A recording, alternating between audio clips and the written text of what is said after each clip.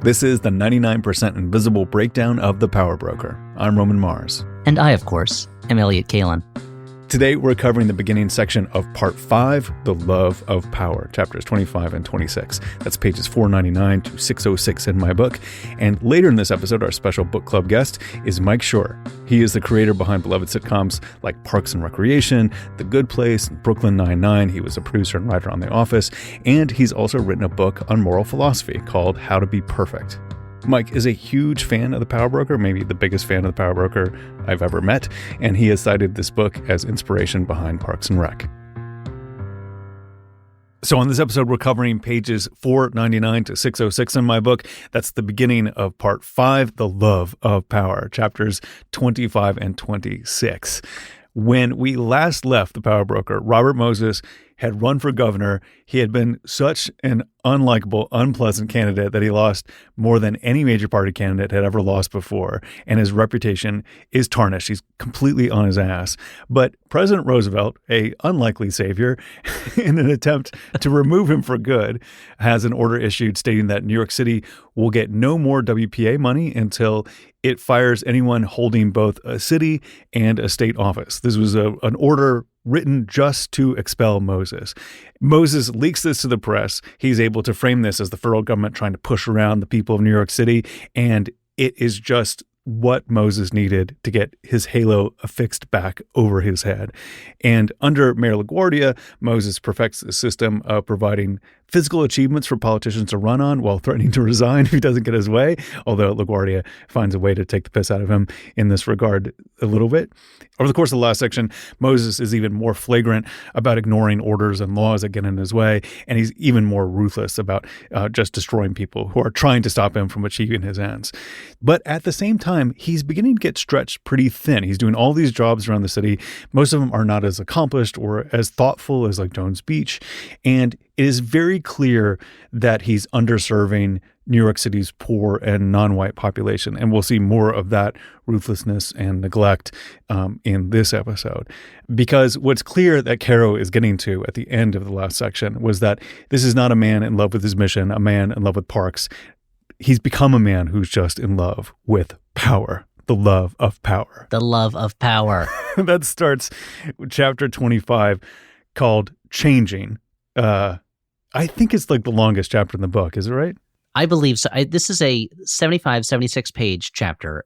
It's kind of an omnibus chapter that encompasses a bunch of different things all under that heading of changing. And this is one of those times where I'm like, Mr. Caro, maybe you could have split this chapter up into some smaller pieces. It's a big chapter. That, and maybe this one isn't served by being called Changing or Driving and Changing. Like, there's some specificity in these stories that I think might have been broken out a little bit better. But regardless, I actually really dig all this stuff. Like, it does, like, it's accumulating to show what type of person Robert Moses has become kind of at the height of his power.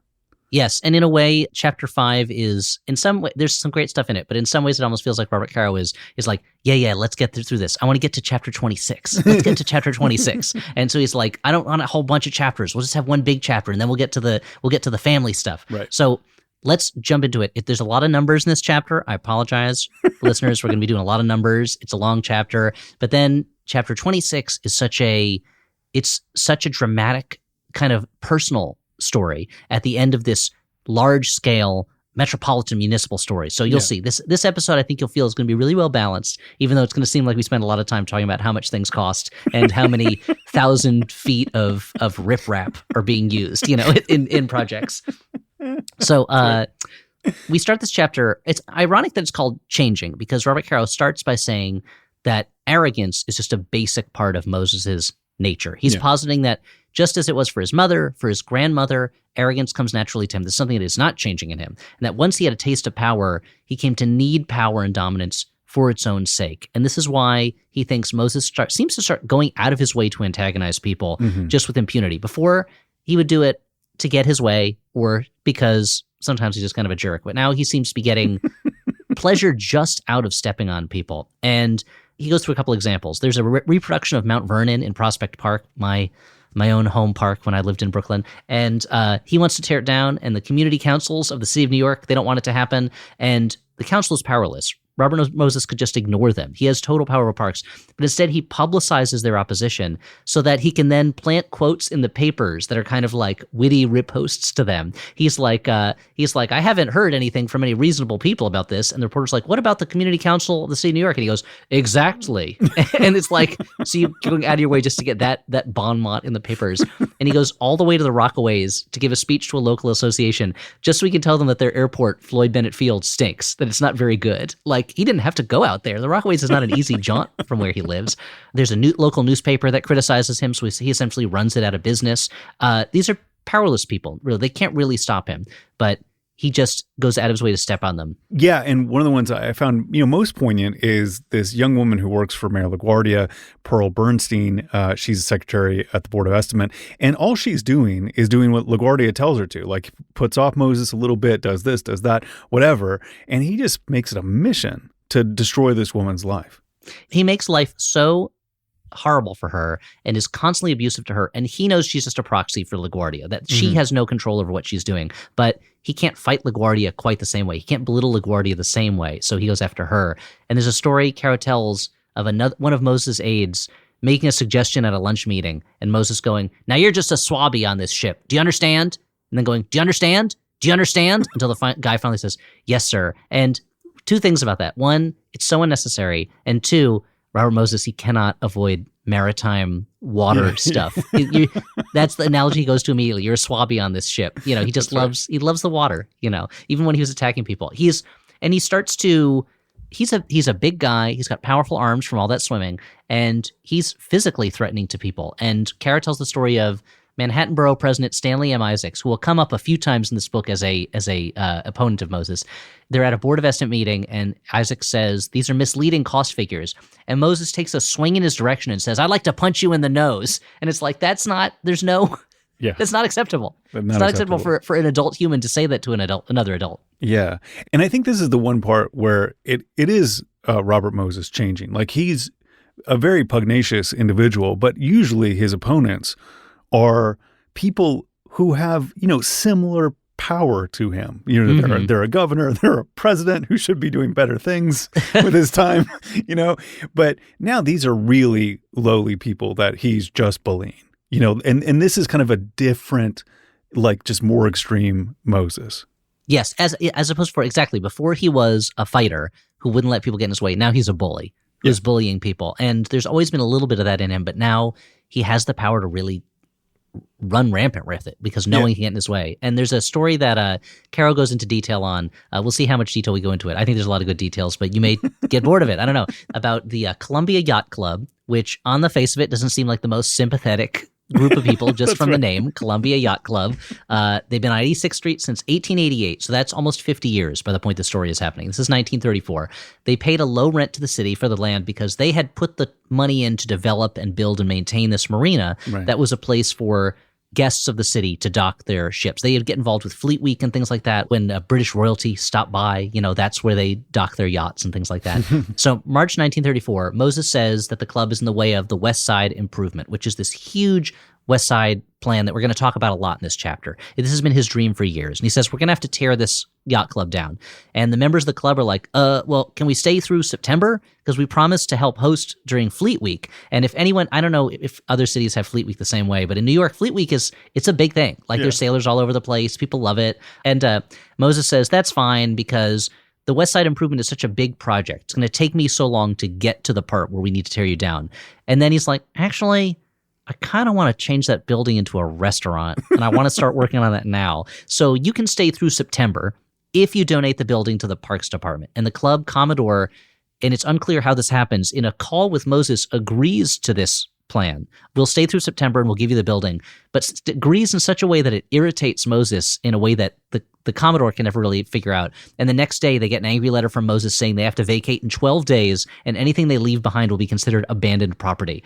And Moses goes to the press and he runs his strategy. This is the private interests versus the public good. These wealthy yacht owners, they're standing in the way of this big public improvement. And the press just runs these statements without question, no criticism. They don't investigate it. Why would you investigate it? The champion of the parks is up against the Columbia Yacht Club. It's a yacht club. Like they haven't seen 1980s movies yet in the 1930s, but they know they can guess. Yacht club owners are kind of, for the average New Yorker, they can't have a yacht.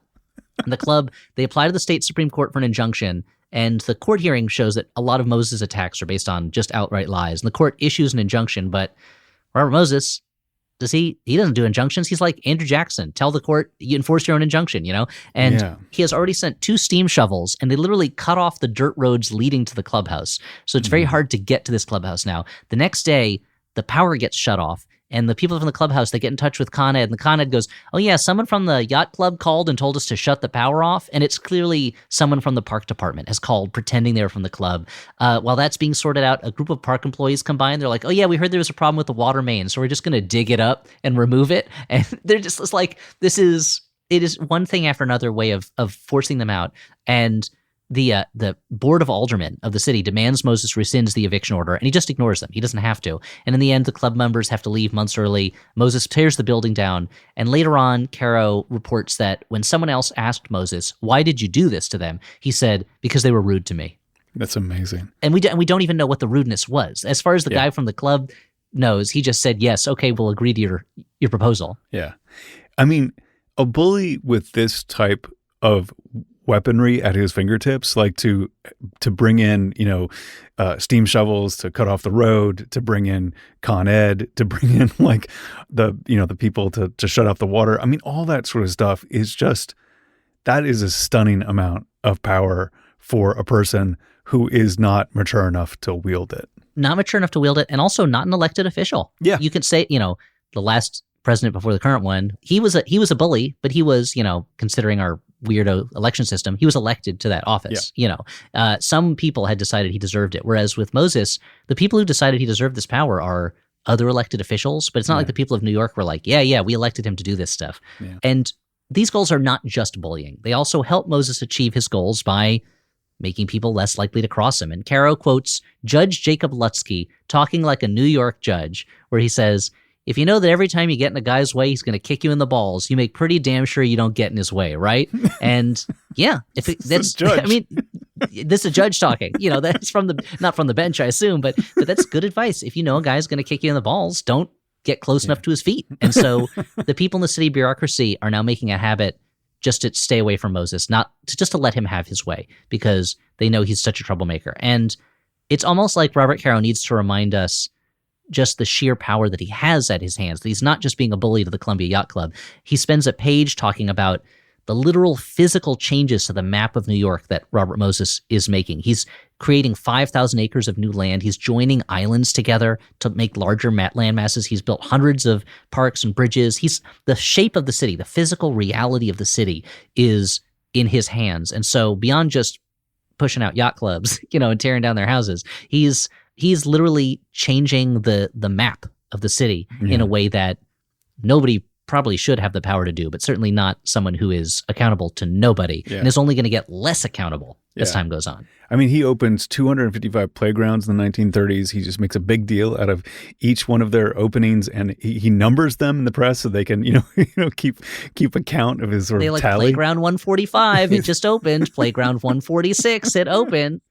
But what is clear is if you sort of pay attention to where these playgrounds are, he's really only putting playgrounds in the wealthier neighborhoods, and he's really ignoring the playgrounds in the neighborhoods that need it the most. Specifically, he's building a lot of playgrounds in the comfortable areas of the city, and the least amount of playgrounds in the area of the city inhabited by the city's 400,000 Black residents. 200,000 of them are children. And Moses is not really interested in providing safe places for them to play. They need safe places to play, and the Black community in New York is calling out to him specifically, to the city government and to him, our children need playgrounds, they need safe places to go, but he doesn't want to do it. And the press is not running the story. Moses refuses to build playgrounds in Black neighborhoods. They're running the story, look at all these playgrounds. Look at all these playgrounds. Yeah. 255 playgrounds. This is amazing. Yeah. And if anyone asks Moses, what about playgrounds in slum areas, he says, I've done a lot for the children of the slums. And the papers are like, yeah, he said it, folks. He's doing a lot. And beyond playgrounds, this is where Caro talks about swimming pools. And there's a detail in here that was one of the things that always stuck with me in the 20 years after I first read this book, where Caro is talking about how swimming pools were particularly personally important to Robert Moses. He loves swimming. There were very few pools in the city, public pools. And now Moses in the 1930s, he's building all these public pools, and he's putting a lot of his own personal attention because he's not a kid. He's not going to play on monkey bars or on a slide or something like that, or but he is going to go swim. Yeah. Not in those pools, not with the regular people, but you know what I mean. Probably he likes not. swimming. No.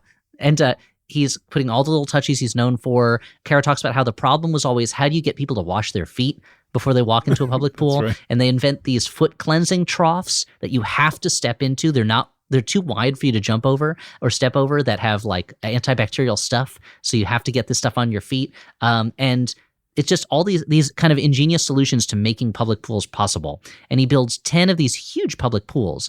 And one of them is built in Harlem at 146th Street. And Robert Moses is determined, this is the pool that New Yorkers of color are going to use. I don't want New Yorkers of color. He wouldn't have said New Yorkers of color, but you know what I mean. Yeah. And white people, I don't want them mixing at these pools. Some kind of trouble's going to erupt. There's going to be fights or something. It just can't happen. Mhm. And so I want this pool up there. That's the one that black people are going to use.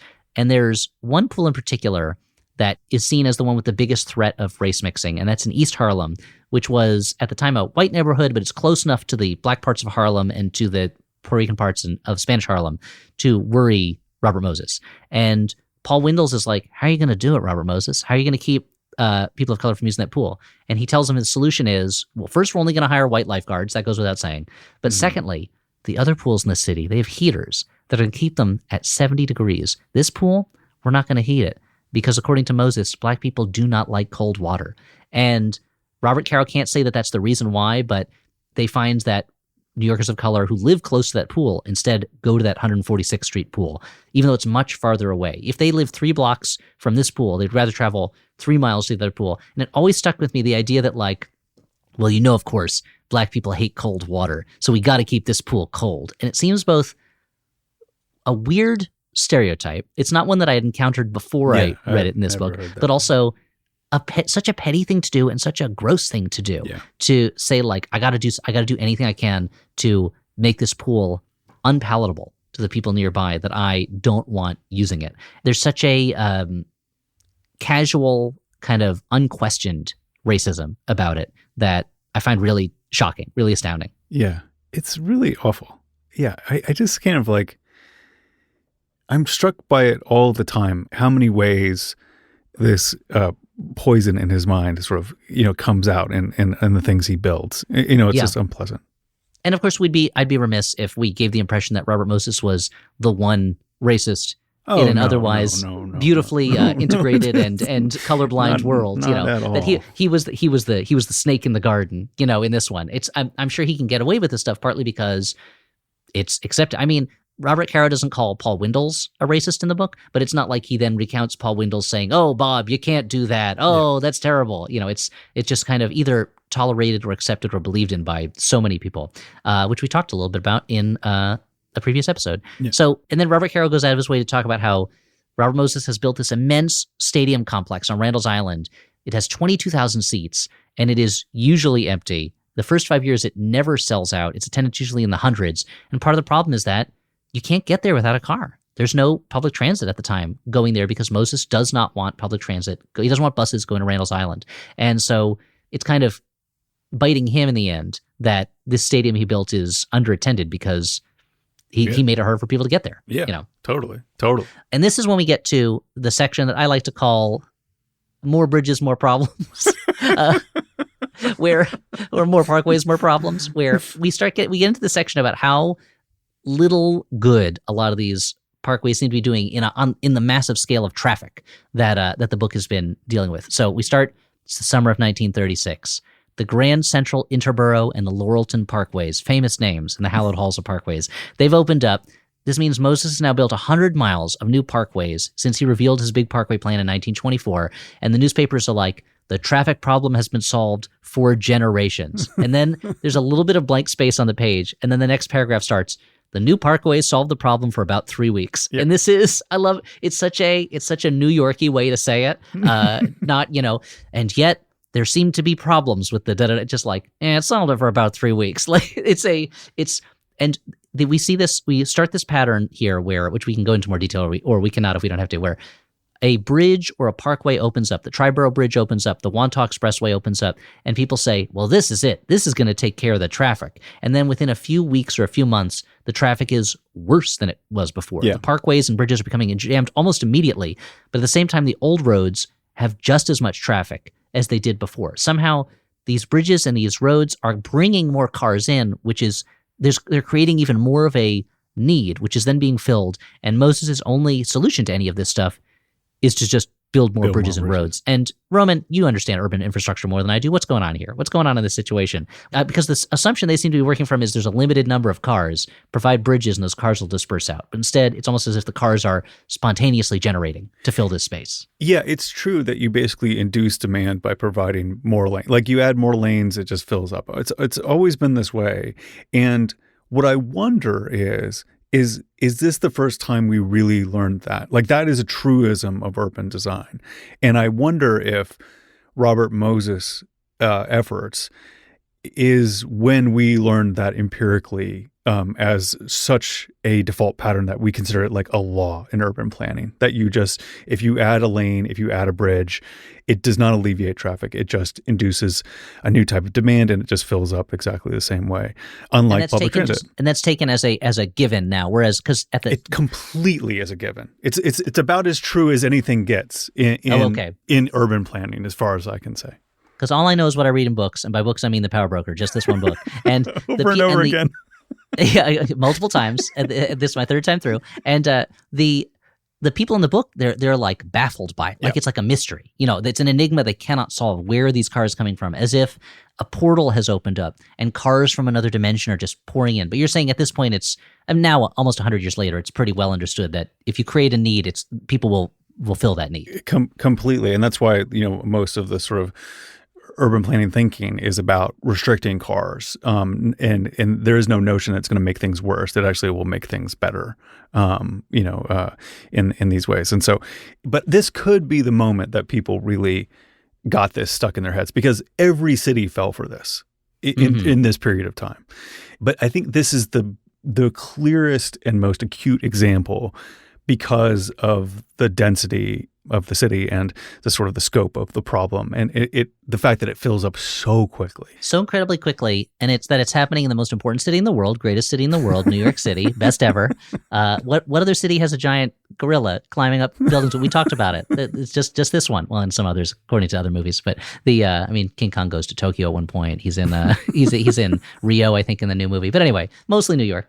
But that it's happening there on such a scale. And Caro says tens of millions of dollars have been spent. And the net result is that there used to be 4 bridges with traffic jams on them. Now there are 6 bridges with traffic jams on them.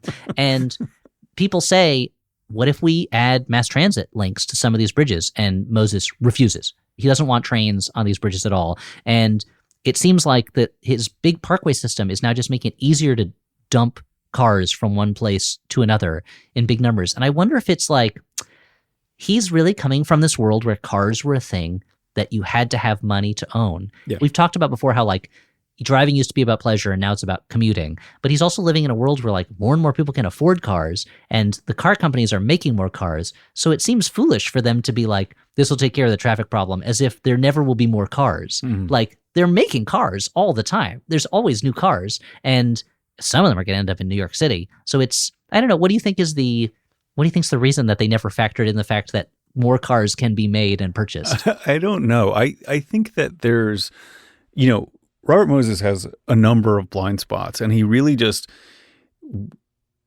what Caro tells you of his upbringing, it really set in motion like everything he thinks about the world. And this one, he just cannot wrap his head around. Like he has been driven in a car, mostly for pleasure, but also for work, because he's got that sweet car office. Yeah.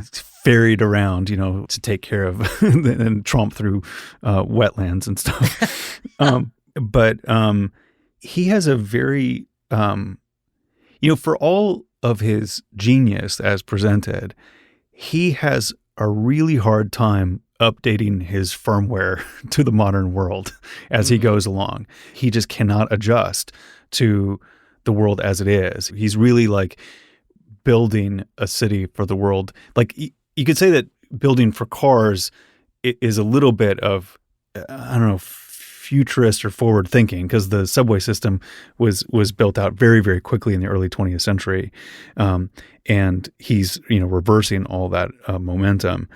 But it is just so surprising how much he cannot take in certain types of details to adjust a city plan that would work for everybody. During this part of the book, he was really reminding me a lot of Elon Musk, where it was like Elon Musk had kind of one good idea, which was we should have an electric car company that operates like a large car company, and then assumed that meant he had lots of good ideas, but really he didn't after that. Whereas Moses has this one good idea, which is we need to have a way for people to get from one place to another, but then he doesn't have the best solution for it, and he keeps applying that solution. Or like maybe a better way to compare to is like Walt Disney, where Walt Disney is like, I want a theme park full of robots so that I can recreate Main Street 1900 like it was when I was a kid. Or like Jurassic Park, we've got all this amazing genetic technology. Let's use it to recreate the oldest things we can think of, dinosaurs. Like maybe that's it. Maybe that's a human drive, is to be trying to figure out new ways to do old things until someone else comes along and is like, well, you can use this new thing for a new way. New thing, yeah. Or you can use this old thing in a new way. Anyway, so the point is, Robert Caro is going to dig in deep on another kind of Moses special, which is the destruction of a neighborhood. And this is a kind of a micro version of something we're going to see in much greater detail later in the book in a different neighborhood. But it's November 1941. World War II is about to start. That doesn't really enter into what we're talking about. And that's when Moses opens up this thing called the Gowanus Parkway in Brooklyn. And it's an elevated road that he's been able to sell partly because it's on pillars that used to hold the elevated subway line through that area. It runs through Sunset Park. It's a neighborhood very close to where I used to live in Brooklyn, Park Slope. And in fact, real estate brokers in Brooklyn have been expanding the boundaries of Park Slope into Sunset Park for years now as a way of raising the rents in Sunset Park. Our producer Isabel is reminding us she used to live in Park Slope too. Park Slope is where people who work in podcasting Public live radio podcasting. Yeah. Writers. Yeah, writers. It's a great neighborhood for people in the arts who want to live in the city, but they want to live like where it's really smelly in the city. So there was this elevated train line that ran down 3rd Avenue. It just became a regular part of the neighborhood. Elevated trains are not great. They darken things. The residents of this neighborhood, they've kind of gotten used to the elevated train line, but they know that an expressway it's going to block out much more light, because instead of the slats of a train track, it's going to be just a cement block. It's going to be bigger, and they say much wider too. And much wider, yeah. And so they say, instead of running this expressway over the heart of our neighborhood, can you move it one block over to where that's just industrial waterfront? And even the comptroller of the city, who lives in Sunset Park, is like, yeah, the expressway would be way worse for the neighborhood than the L tracks were. And the Parkway route, it's going to have to swing back towards 2nd Avenue after a mile anyway, so it won't really be saving that much money to reuse these pillars, but it will blight this neighborhood. And Moses is like, it's a slum. It's not worth preserving. Why would we bother? And so Caro investigates that, and he goes into detail, and he interviews people from the area. And he's going to do this again later in even much more detail with the Tremont neighborhood in the Bronx. But he's interviewing people there, and the portrait he builds is that it's a poor neighborhood, but it is not a slum. It is a neighborhood of nice houses where people take care of their blocks. It's quiet. There's this kind of strong community of mostly Norwegians, but they're very active with each other. It's poor, but it's not dangerous. It's not unpleasant. It's a solidly working class neighborhood of the kinds that I feel like used to be symbolic to me of the outer boroughs when I was growing up, but now feels, old fashioned. And Robert Caro, he takes us down a little walk down 3rd Avenue. If you can indulge me in quoting, he says, "Oh, please. The heart of the neighborhood, the focal point that gave it unity and a sense of community, was 3rd Avenue. Lining it, along with newsstands off which 9,000 Nordisk Tidendis were sold every day," that's the Norwegian newspaper, were 7 movie theaters, dozens of tiny restaurants run by couples and featuring recipes from the old countries, Little restaurants, but good, and so many you wouldn't know where to go for lunch, recalls Harold Benson, whose hardware store was on 3rd Avenue at 54th Street, and scores of small, friendly mama and papa stores, the Northland gift shop, the Finnish bookstore, a hardware store that looked like a general store out of the Old West, a butcher shop that raffled off 25 big turkeys every Christmas, that occupied the ground floor of 3- and 4-story brick fronts, in which mama and papa lived upstairs with the children. The avenue was always busy, people shopping or window shopping or just walking, Benson recalls. This is like old school Brooklyn, what I think of as old school Brooklyn. What makes it nice? The image you get is that the neighborhood residents there are very proud of this neighborhood, and they don't want this. Understandably, don't want an expressway right over their heads. And the Board of Estimate, one of the reasons they approved Moses reusing those pillars is because they assumed, oh, the pillar's already there. Moses isn't going to have to get any new right-of-way land for this expressway. It'll save us time. We won't have to relocate anybody. This will be great. And Moses is like, funny story. I need to relocate 100 stores and 1,300 families because the Board of Estimate didn't realize you need on and off ramps for an expressway, like or for a parkway. A train doesn't need on and off ramps, just the stations. And Moses also, this is where he kind of, his twisting the rules comes in even more because he's like, if I build this road and it's not a parkway, the law says I don't have control over it. So even though it is an elevated, treeless stretch of highway that goes through a city, I'm calling it a parkway. And you know what? I have another rule. I don't allow trucks on my parkway. So trucks are instead going to go on 3rd Avenue underneath. That's a 4-lane street. I'm going to have to expand that into a highway, into a 10-lane highway so that it's more truck accessible. And so now you've got so much more noise, so much more darkness after he builds this road, and businesses start to close down. And Caro makes the point that the elevated train brought people to Sunset Park, and the parkway just brings people through it. And this is the big crux of so much of what Moses is doing is he's not interested in bringing people to parts of the city. He just wants to get them through it as quickly as possible. Yeah, this is really key because if you ever lived in a neighborhood with an elevated train, there are stops not too far apart that you just take the stairs down and you go buy your Nordic paper, and then you go back up or you get a snack or whatever, and it. Even though this is a major artery that brings people to and through, it just much more brings people to a place. Yes, when I lived in Astoria, Queens, I was very close to the elevated train there, and you take the elevated train home, you'd get off at your stop, and exactly on the way home, I could stop at the hardware store, the grocery store, the Chinese takeout place. I did everything I needed in my errands to and from the train, and it felt like. It wasn't super pleasant to walk underneath the tracks, but it didn't feel like you were in a tunnel. But with a road like this, it's not like someone can be driving down the parkway and look out and see this Norwegian restaurant and be like, I think I'm going to stop there. The next exit may be miles away. Right.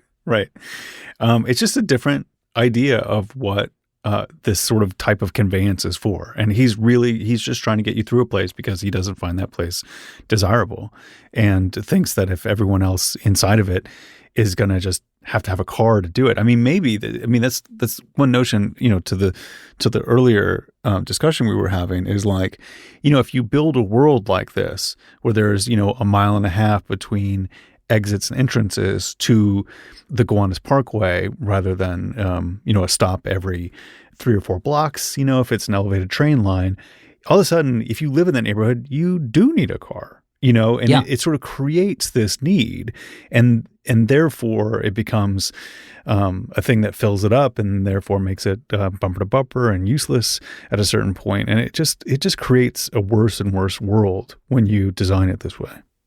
To quote the actor John Glover playing the role of Daniel Clamp in the classic film Gremlins 2: The New Batch.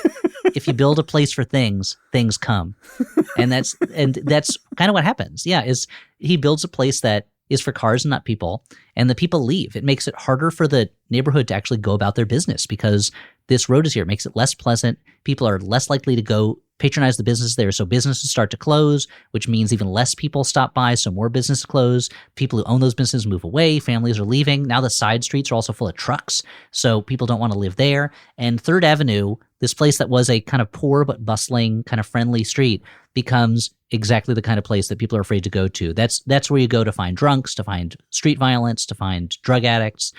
It's more and more people move away and it becomes the slum that Moses said it was. If you call it a slum and you give it the opportunity to become a slum, a neighborhood will become a slum.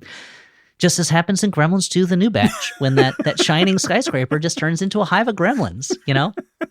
And to add the most bitter of irony to the whole thing, the Gowanus Parkway is almost instantly backed up with traffic, just like all the other parkways. And Moses' solution to this is, we got to widen the road. So he does, to the point that if your apartment is on either side of the road, then on wet days, the cars are splattering your windows. Their wheels are just throwing water at your windows. Yeah. And Moses has essentially wrecked this neighborhood. But as Caro says, quote, no newspaper mentioned that fact. The newspaper is only there to talk about what's going to happen beforehand and how great it is that this guy's getting things done. Look at this amazing road.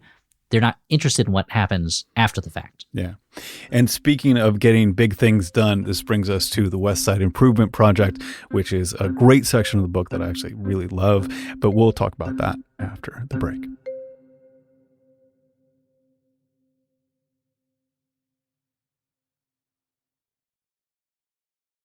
We have to divide up chapter 25 into several sections because it's a more digestible chunks. Yeah. It is very, very long, as we've said before.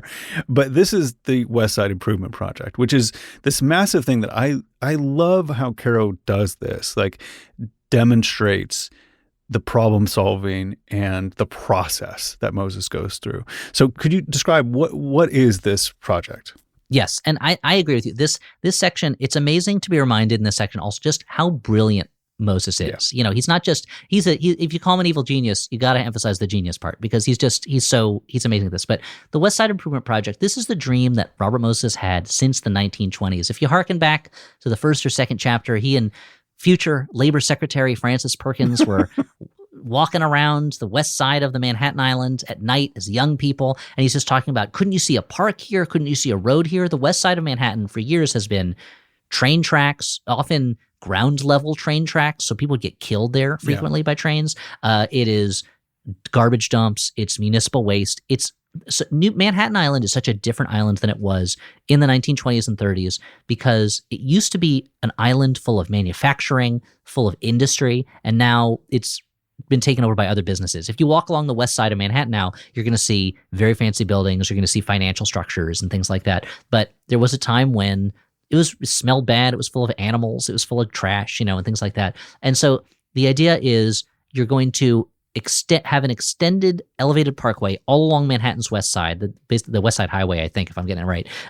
You'll have a 6-mile long park. You're going to build the Henry Hudson Bridge finally across the Harlem River. This bridge that up till now, in the book's terms, is represented just by a pillar with no statue of Henry Hudson at the top of it because they could not afford to finish it.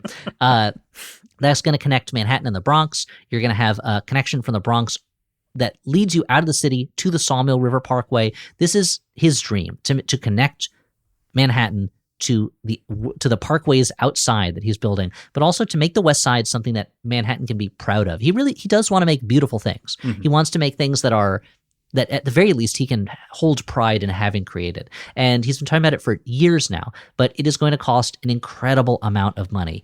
Moses estimates it's going to cost $109 million. And this is during the Depression. The city does not have $109 million. And what makes it slightly harder is that there's this 1927 agreement that he knows about between the city and the New York Central Railroad. And it's their tracks that are going up and down the West Side. And the New York Central Railroad said, in exchange for some other land in a different part of the city, we'll cover those tracks. We'll pay for covering them up.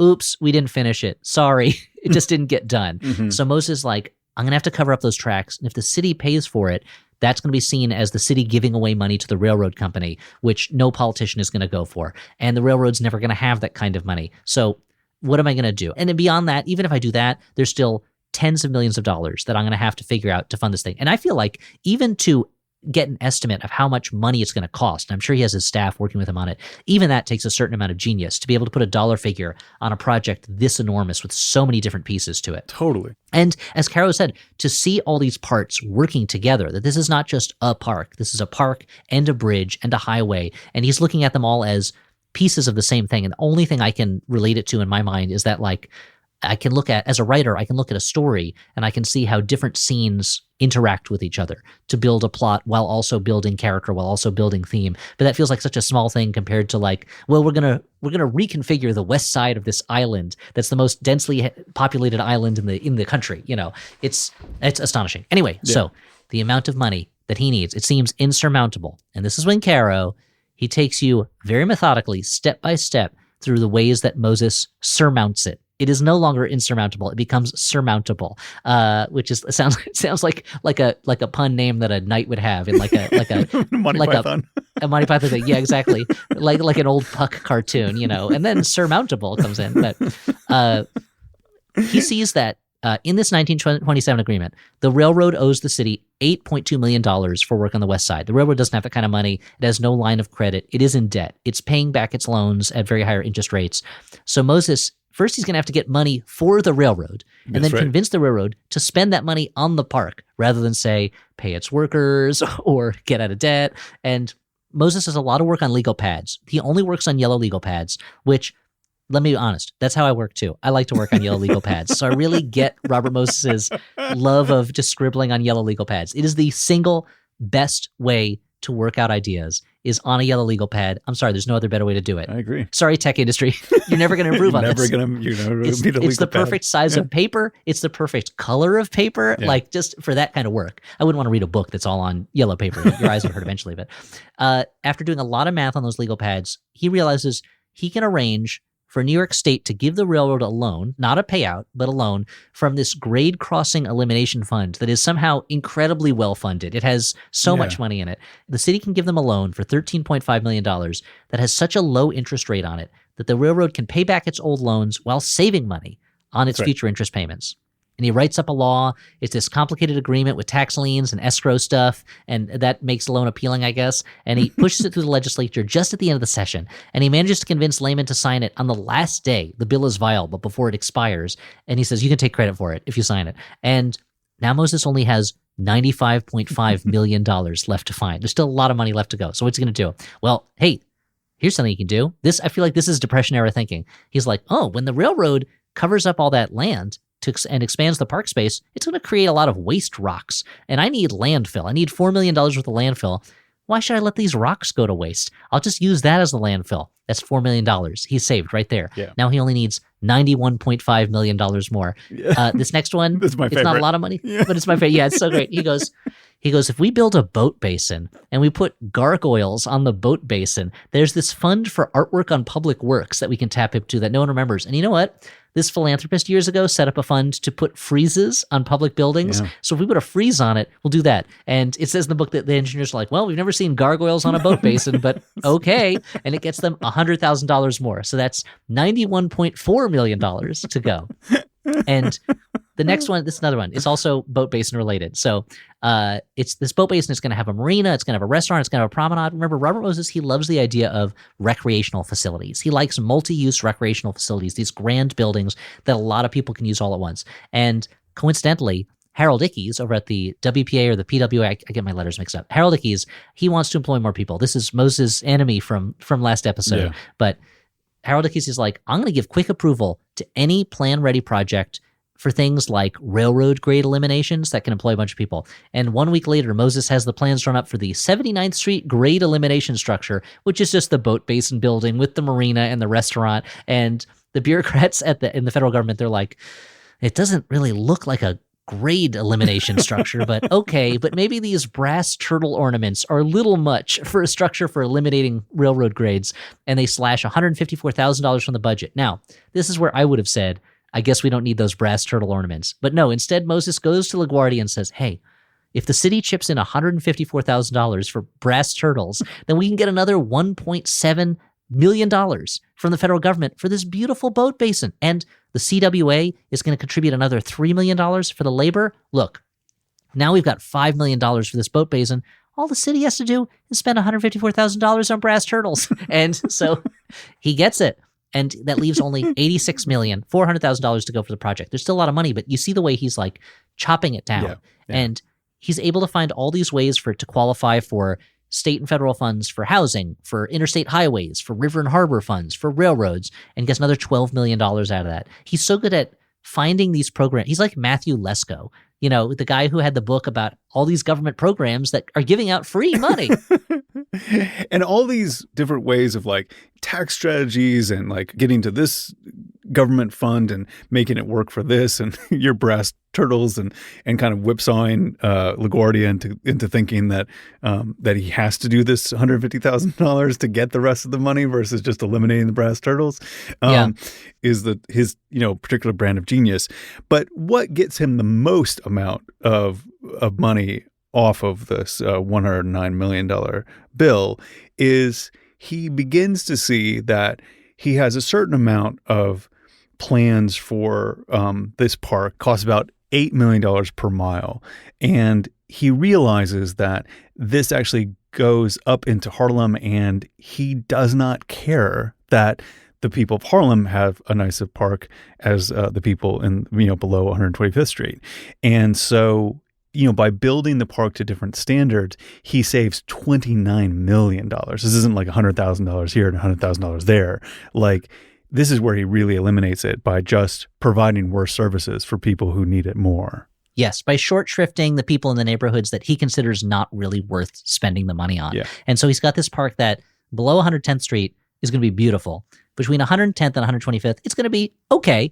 It's not going to be so bad. And then from 125th up, it's going to be done as cheaply as he can do it. And that's over 3 miles of the park. And so he's saving a lot of money. There's only $45 million to go. He's more than halfway there. Yeah. And at this point, he goes, okay, this section, it's going to cost $30 million, what I don't have paid for, this section of the park. I'll tell the city I can get $20 million in funding from the CWA for labor if the city pays $10 million for materials. And he does the same song and dance. Are you going to let $20 million in pay for this city going to be lost because you won't spend $10 million? And then when they agree, he goes to CWA and he goes, hey, I can get $10 million from the city. Give me $20 million in labor funding. And they agree. He's whipsawing back and forth, and he manages to make it fit the legal bounds of what they can contribute to by calling the Henry Hudson Parkway a park access road. It has to have access to a park. It's this huge highway. And now he has all the money he needs to build this dream project up to 192nd Street. And this is when it always reminds me how much bigger New York is than any New Yorker spends time in, because this is a huge city. And how many people spend time below 14th Street and above 192nd Street in the same lifetime? Mm-hmm. Very few. But he only needs $15 million to pay for those last 3 miles. And this is when we get into the part where he starts to do some things that are irreversible changes to the city in order to find and save this money. There were previous plans for a Northern Highway that took a different route that kind of avoided cutting through any of the parks up in the north end of the city, the north end of Manhattan, and building this lower bridge, this lower Henry Hudson bridge that would go through an industrial area called Marble Hill. And the idea behind this was, let's avoid taking up land that people might want to use for other things with this road and this bridge. But Moses has to run the road through the parks, at least in some way, because the funds are for a park access road. Yeah. And if he doesn't at least get into the parks, then he can't use these funds because it's illegal to charge tolls on roads that have certain types of federal funding, and he needs to charge tolls to pay off the bonds for funding the building of the Henry Hudson Parkway. It's all complicated, and anyway, the end result is he's like, I guess what I have to do is run this road right through these 2 parks, Fort Tryon Park and Inwood Park, and it's parkland. I have control over it. I can do whatever I want. And who's to say a park access road can't run all the way through a park? There's no greater access to a park than if you go all the way through it. That's right. And this is going to save him $5 million of the $15 million he still needs. So he only needs $10 million, and this is the exact amount of money that the Henry Hudson Authority is allowed to raise. Unfortunately, this is the Depression, and New York City has almost defaulted on its loans. Bankers are really wary of investing in public bonds, and this is when Robert Caro brings in a new character who's going to show up every now and then, Michael Jack Madigan. His name is Michael, but his nickname is Jack, and he grew up uneducated. He's a contractor originally from the Pennsylvania coal country, and he ends up as Moses' shrewd kind of financial retailer who sells bonds for Moses projects to Wall Street bankers. And here there's a lot of talk about interest rates and amortization coverage rates. I do not fully understand it. I'm no Jack Madigan. The point is, he's having trouble convincing lenders that enough drivers will pay 10 cents for the convenience of this Henry Hudson bridge. And so there's a lot of hard selling, and the bankers say, we'll buy $3.1 million in authority bonds and no more than that. So if Moses is going to build this bridge, it cannot cost more than $3.1 million. And the only way to do that is to run as much of the parkway as possible through the only city-owned land on the Riverdale side of the bridge, Van Cortlandt Park. And he does his usual whipsawing magic, but he can't get the authorities' share of the bridge cost lower than $5 million. He can't cut it anymore. He gets depressed. Technically $5,090,000. And he doesn't know what to do. Madigan has an idea. What if they don't totally finish the bridge? It's supposed to be a 6-lane bridge. What if they build a 4-lane bridge, but they make the arches supporting it strong enough that they could put an upper deck on there when they have the money for 2 more lanes? And the bankers say, okay. And they sign an agreement that says if traffic reaches a certain level on the bridge, they'll buy another $2 million worth of bonds to complete the bridge. And with that, the financing of the West Side Improvement Project is finally complete. He did it. He and his staff have succeeded in doing something the city has been trying to do for 50 years. Fund an improvement that will make the west side of the city livable and make it easier for people to drive north and south on the west side. And Robert Caro says this is perhaps the supreme example of the practical side, the getting things done side of Moses' thinking. He has got this thing done. Only, Roman, is it when you are going to build this huge thing through parks? Yeah. That's totally fine, right? Like that doesn't affect anything. That's right. That's you're not sacrificing anything that you can never get back again, right? Probably. Yeah. I mean, this is something that's really key to understanding New York at this time. I mean, up here in this park, this is kind of the last natural area of the island of Manhattan. I mean, it is not developed much at all. And these are the types of parks that Robert Moses doesn't really care for. He's a recreation park kind of guy. Like Woodlands doesn't really excite him because he didn't build it, Yes. And so some people, when this plan goes into effect, they love this park, including a couple of reformers, Bill Exton and Bob Weinberg. And, they say, there's ways to build around this. And what they probably don't know, the amount of work he has done to get to this point, and he doesn't want to undo a single legal pad worth of math about such a tightly constructed, an intricate house of financial cards that can't tumble. And these two guys, Exton and Weinberg, and Exton is particularly focused on Inwood Hill Park, which is that kind of untouched wilderness. It's on the northwest tip of Manhattan Island. This is, like you're saying, this is a New York City that still has untouched parkland. It still has marshland that hasn't been touched. And all of that is going to be wrecked. A huge 6-lane highway is going to go through that woodland. The plan involves them taking this last natural marshland, which Caro paints as this kind of biological refuge that biology classes go to see life that they can't see anywhere else in the city. Yeah. That's going to get turned into an enormous cloverleaf with landscaped shrubbery because Moses doesn't like that stuff. Yeah. And Weinberg is protective of this neighborhood called Spoitenduyvel it's almost rural at this point in the Bronx, this small thing. And right now it has a 2-lane road, and that would be turned into a 6-lane highway, which would kind of split this community in half. And they find this original alternate route that avoids cutting through these places. And they find, this route would be cheaper. It would be a little longer, it would be cheaper. And they don't have the terms to describe this at the time in the 30s, but it would be better environmentally and ecologically. They do start to worry about things like what's going to happen to drainage in this area if we remove all these trees. They don't have the words for that because at the time, who was thinking about the environment in the 1930s? Yeah. Very few people. I mean, John Muir was until he died. I don't know when he died, but I assumed he was dead by then. But there was no environmental movement like that. There was only a little bit of a preservation movement. And they're worried that not just environmentally, but if you run this road through Spoitenduyvel, then Riverdale, that area is going to be overrun with people. And I should have asked my mom. My mom lived in Riverdale until she was 13. I should have asked her if it felt overrun with people. But she lived in an apartment building then. And that was an area that had houses. It didn't have apartments at the time. In the 30s when this is happening. My mom didn't live there in the 30s. Don't worry about it. Don't have to worry about my mom's timeline. And the thing is, as Caro makes the point of saying, this kind of thing cannot be undone. Yeah. If you destroy that marshland, if you run a road through that forest, you cannot ever get that back. That's impossible to return. And not only that, if you have this, he's been talking about this park that runs along the river, but really it's the highway that runs along the river for most of that length, right along the water. And that cuts off the waterfront from New Yorkers forever. You won't be able to walk along the river. You can't fish from it. You can't picnic by it.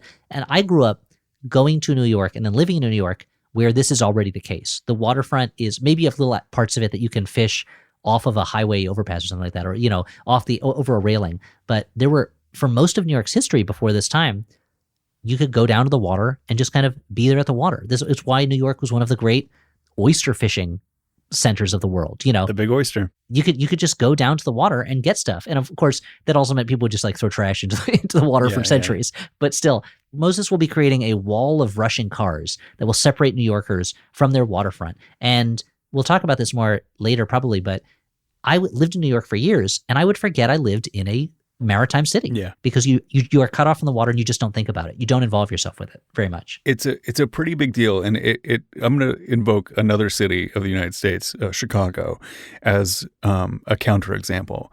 I think one of the most important reasons why Chicago is as good as it is that there was an ordinance that you could not build large commercial buildings on the east side of Lakeshore Drive, which is the drive that goes along Lake Michigan. And it allows just everyone to both, to see, to go down, experience the lake and make it a part of their lives, and doesn't cut it off the way a bunch of high rises would. And it really is like one of the most important architectural features of Chicago, making it as great as it is, that preservation, as opposed to, building great things. Sometimes, in order to make the great things great, you have to have some restraint, and think about the system as a whole. And it really does. It's so important to Chicago. I think it's one of the most important things about Chicago that makes it great. It feels so central to that city that it's right there, as opposed to if you want to see the water in New York, you have to go out. Yeah. You got to go out to if you want to go to the beach, you got to go to the far reaches, where Coney Island or, Rockaway is. It's such a weird thing. It's a place surrounded by water, and you don't get to experience it. And it's a real choice, and a real bad choice that people made when they designed these cities and they did these things. Yeah. Although I will ask this question just to play devil's advocate. How many King Kongs does Chicago have? I rest my case, Your Honor. I rest my case. I think we can end this trial here. And so Robert Caro, going back to the book, he presents this as but I agree with you. He presents this as a conflict of values, like we talked about. Moses' generation, parks are for upper class people. You take leisurely drives in them. And as he was coming of age, the question was, we've got all this land. How are we going to develop it so people can use it? Now the land has been developed. And the new question is, how do we preserve what's left that's undeveloped for the people who need an escape from that development? And how do you balance the needs of people traveling through the city with the needs of people in the city? And Caro talks about weighing the need for this bridge against the risk of not having the money for it in the future, against the destruction of the things the city can never bring back. It's a very complicated equation. Yeah. And Moses refuses to think about it. Yeah. He doesn't want to talk to anybody about it. He does grant a meeting to Exton and apparently spends it laughing at him the entire time, which again is bullying behavior. Why are you going to do that? Yeah. And other city officials listen. They notice that, again, Moses is planning these parkway bridges too low for buses to pass under them. We don't need to open up that kettle of worms again. But Moses ignores that anyway. And there's some civic groups that start listening to the reformers who are against it, but the group with the most clout is the Park Association. The Park Association is led by Iphigenia Salzberger, and she just loves Moses. She's in the tank for him. She has the Park Association approve these plans. And once again, as we will see time and again, the reformers are shocked to realize that this law they lobbied for that gives Moses ultimate power over parks was not a great idea, that he's not the benevolent king of parks that they were hoping for, much like the king of cartoons on Pee-wee's Playhouse is a benevolent king. He doesn't tell you what should be in a cartoon or not. He just shows you a little bit of a public domain cartoon and then leaves. But Moses is much more destructive than that guy.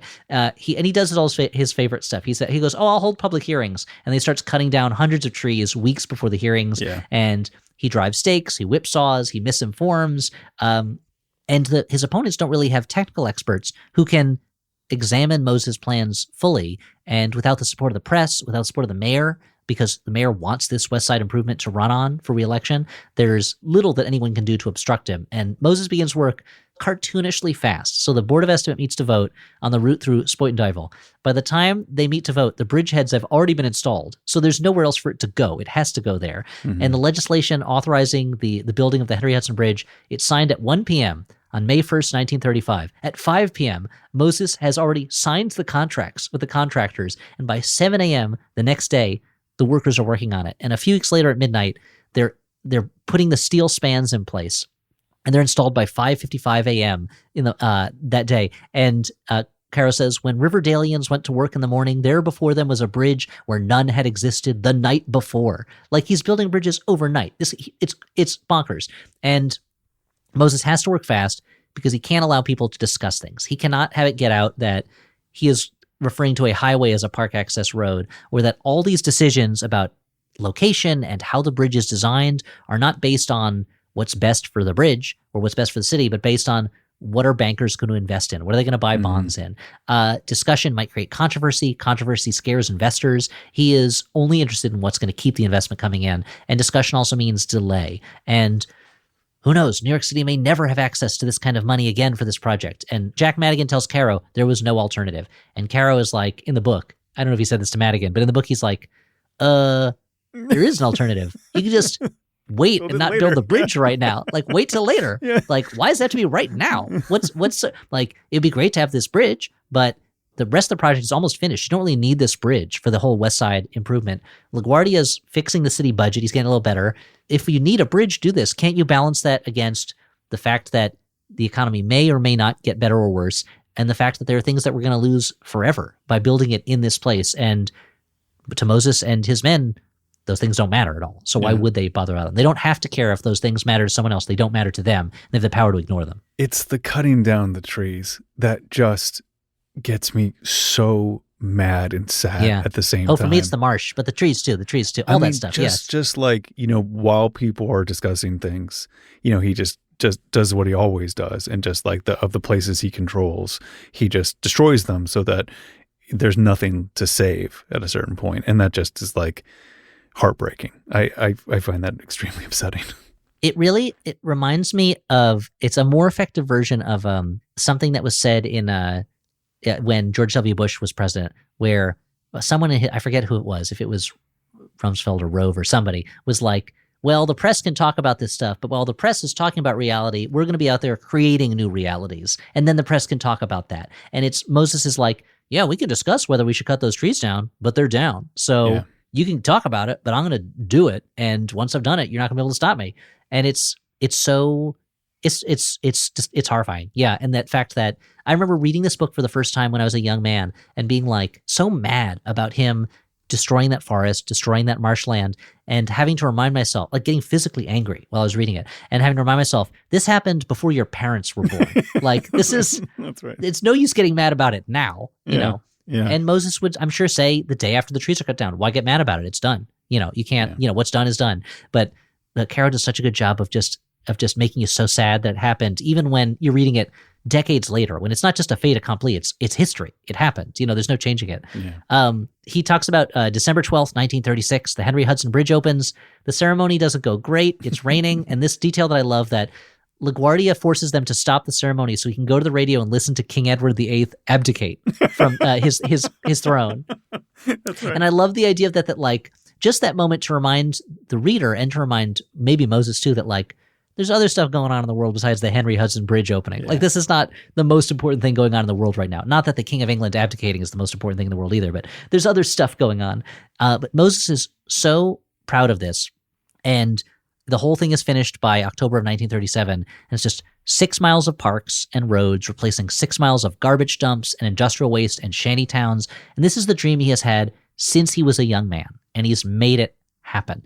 And Robert Caro goes on to this long, very beautiful section describing the experience of driving through the woods right outside the city, in the woods that run alongside the Sawmill River Parkway, and then going onto the Henry Hudson and finally emerging into New York. And he makes you imagine you're one of the reporters on opening day, and the kind of magical effect of descending from the forest to the city, and how beautifully this has all been put together. There's really no way for me I'd love to read some set selections from it, but there's no way to abridge it and keep the power in it. So you're going to have to just read the book. I'm sorry. just read the section of the book about it. And it's, for a moment, I don't know if you had had this impression, but for the moment, it's almost like Robert Caro makes me agree that, yeah, maybe this was worthwhile, because it's the way he describes it is so beautiful and so powerful. And like, I've driven into New York before. Like, I've never had that experience of awe, other than the moment you see the skyline for the first time is always a magical moment. But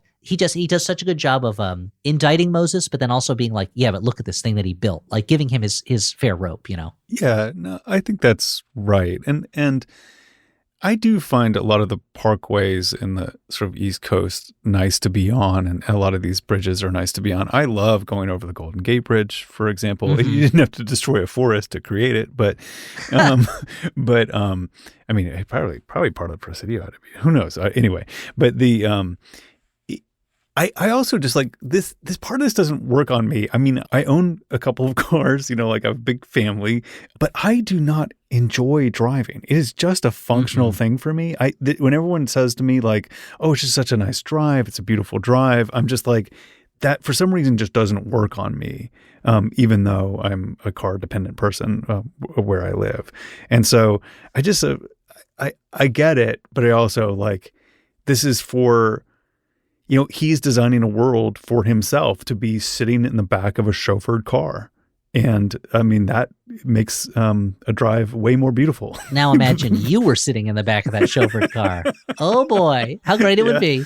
No, but it would be amazing. I think it's funny reading that. I read this, the first time I read this, I was 20 years old. And at that point I hated driving. I didn't like it as a teenager. I was living in New York. I would live in New York for years without owning a car or touching the wheel of a car, and both the inside wheel and the outside, the steering wheel and any of the outside wheels that touch the ground. I don't know why I would touch those, but I didn't touch those either. And maybe I'm trying to remember. I think it still affected me somewhat, but now as a Los Angeles resident and someone who drives most days and has really come to enjoy driving, maybe that's it. I'm like imagining myself. I'm like, yeah, that would be a really nice drive. Like, but I'm imagining that drive on opening. The preview the reporters get before opening day, when there are no other cars. And so a Daily News reporter, he calls it the most beautiful drive in the world. The press loves it. Moses is like, this is going to eliminate West Side traffic jams. It's going to take 26 minutes to get from Canal Street to the edge of the city, which is amazing. Yeah. That's amazing. And I've made a note here. I've gone on trips where I have to drive down Canal Street and it takes more than 26 minutes because it's so incredibly traffic jammed there. And there's all these statistics on how much hydraulic fill they use and how much feet of steel and cubic yards of granite. And Moses says, and the whole thing only cost $24 million, which is, of course, a huge lie. Yeah. And Caro says, ultimately, there's no way of knowing exactly how much it costs because there's so many different sources that are tied up in these things. Caro estimates that the entire project, all put together with all the money from everywhere and the tax assessments and things, cost at least $180 million, maybe as high as $218 million. And that's in 1930s dollars. This is when a hamburger cost like a nickel, And he says the Boulder Dam, which at the time was the monument to how expensive you could build something, cost $76 million. Yeah. And this West Side improvement potentially cost 2 or maybe even 3 possibly times more. But it's at the same time, everyone's talking about how great it is, and it's so beautiful. And finally, the West Side railroad tracks are covered up. The press is excited about that. And Caro goes, not exactly. The railroad tracks were covered until they reached 125th Street. And then once you're in Harlem, the tracks are uncovered, and there's from 125th up to 155th Street. And so you get stench and soot and grime and noise. And Caro says the white people who lived along Riverside Drive were freed from those annoyances, but the black people were not. And he talks about how Moses added 132 acres of land to the parts of the park below 125th Street with all the fill and stuff like that. Mm-hmm. He added no new land to the park areas above 125th Street that are likely to be used by black New Yorkers. And Caro essentially describes 2 different parks. One of them is very lush, it's very ornamented, it's beautiful, and is free of commercial buildings. And the other one, above 125th, has had as little work put into it as possible. There's a minimum of any sort of facilities, and they're not easily accessible. And this is where Caro talks about how in the Harlem section of Riverside Park, there are decorations of wrought iron monkeys that appear to have shackles on their arms. This has become a very controversial claim. We don't need to get into it right now. We'll probably get into it in the future. We will talk about it. Yeah. This is something that I feel like there are 2 aspects of this book that get picked at, and one of them is this claim, and the other is the height of the bridges. Yeah. And we'll return to them again and again. But we're talking about this other thing right now, so we'll get back to that another time. The press, they're talking about how Moses has reclaimed the waterfront for the people, but Caro makes the point that for much of the improvement, the park's not on the waterfront. The parkway is. Like, you can't even really see the water past the road. So a driver gets a few moments of a beautiful view, but the person on foot can't, with the time to absorb that view, they can see almost none of it. And he says, with a wonderful chance to give the city's people a way of escaping the city, he had instead sealed them within it, which is such an ominous way to talk about it. It's so scary. And I have to admit, when you're in New York City, you don't feel sealed in necessarily, but I do wish that you could get to the water more easily. And it would be nice. The driver totals are enormous. The bankers had promised they would only buy more bonds when traffic reaches 6,000 cars per day. On the first day of toll collection, over 9,000 cars use it. They're like, okay, it's a new bridge. Yeah. People are excited about driving over it. It's not going to always be that way, but the drive totals continue to go up and up. And they have a chart in the shape of a thermometer in the office measuring the daily traffic totals. And it's pretty soon the numbers are rising above the top of the thermometer chart. Mm-hmm. They've broken the thermometer, and bankers are rushing to buy bonds. The second deck gets added to the bridge. Moses finally puts up that statue of Henry Hudson that's been meant to go on that pillar since 1909.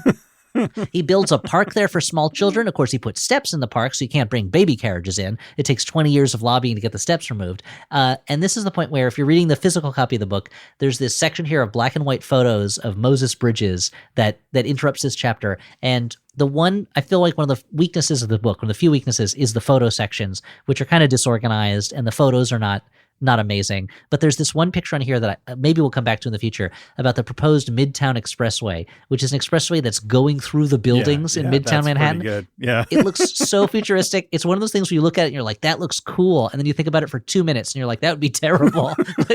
But by 1938, Moses has hooked up all his parkways. The second deck is on that bridge. We heard about how beautiful that Parkway Drive is. When you're driving in, it's just you speeding along, just getting right into the city from the forest. Traffic is a thing of the past. Right, Roman? Is traffic a thing of the past?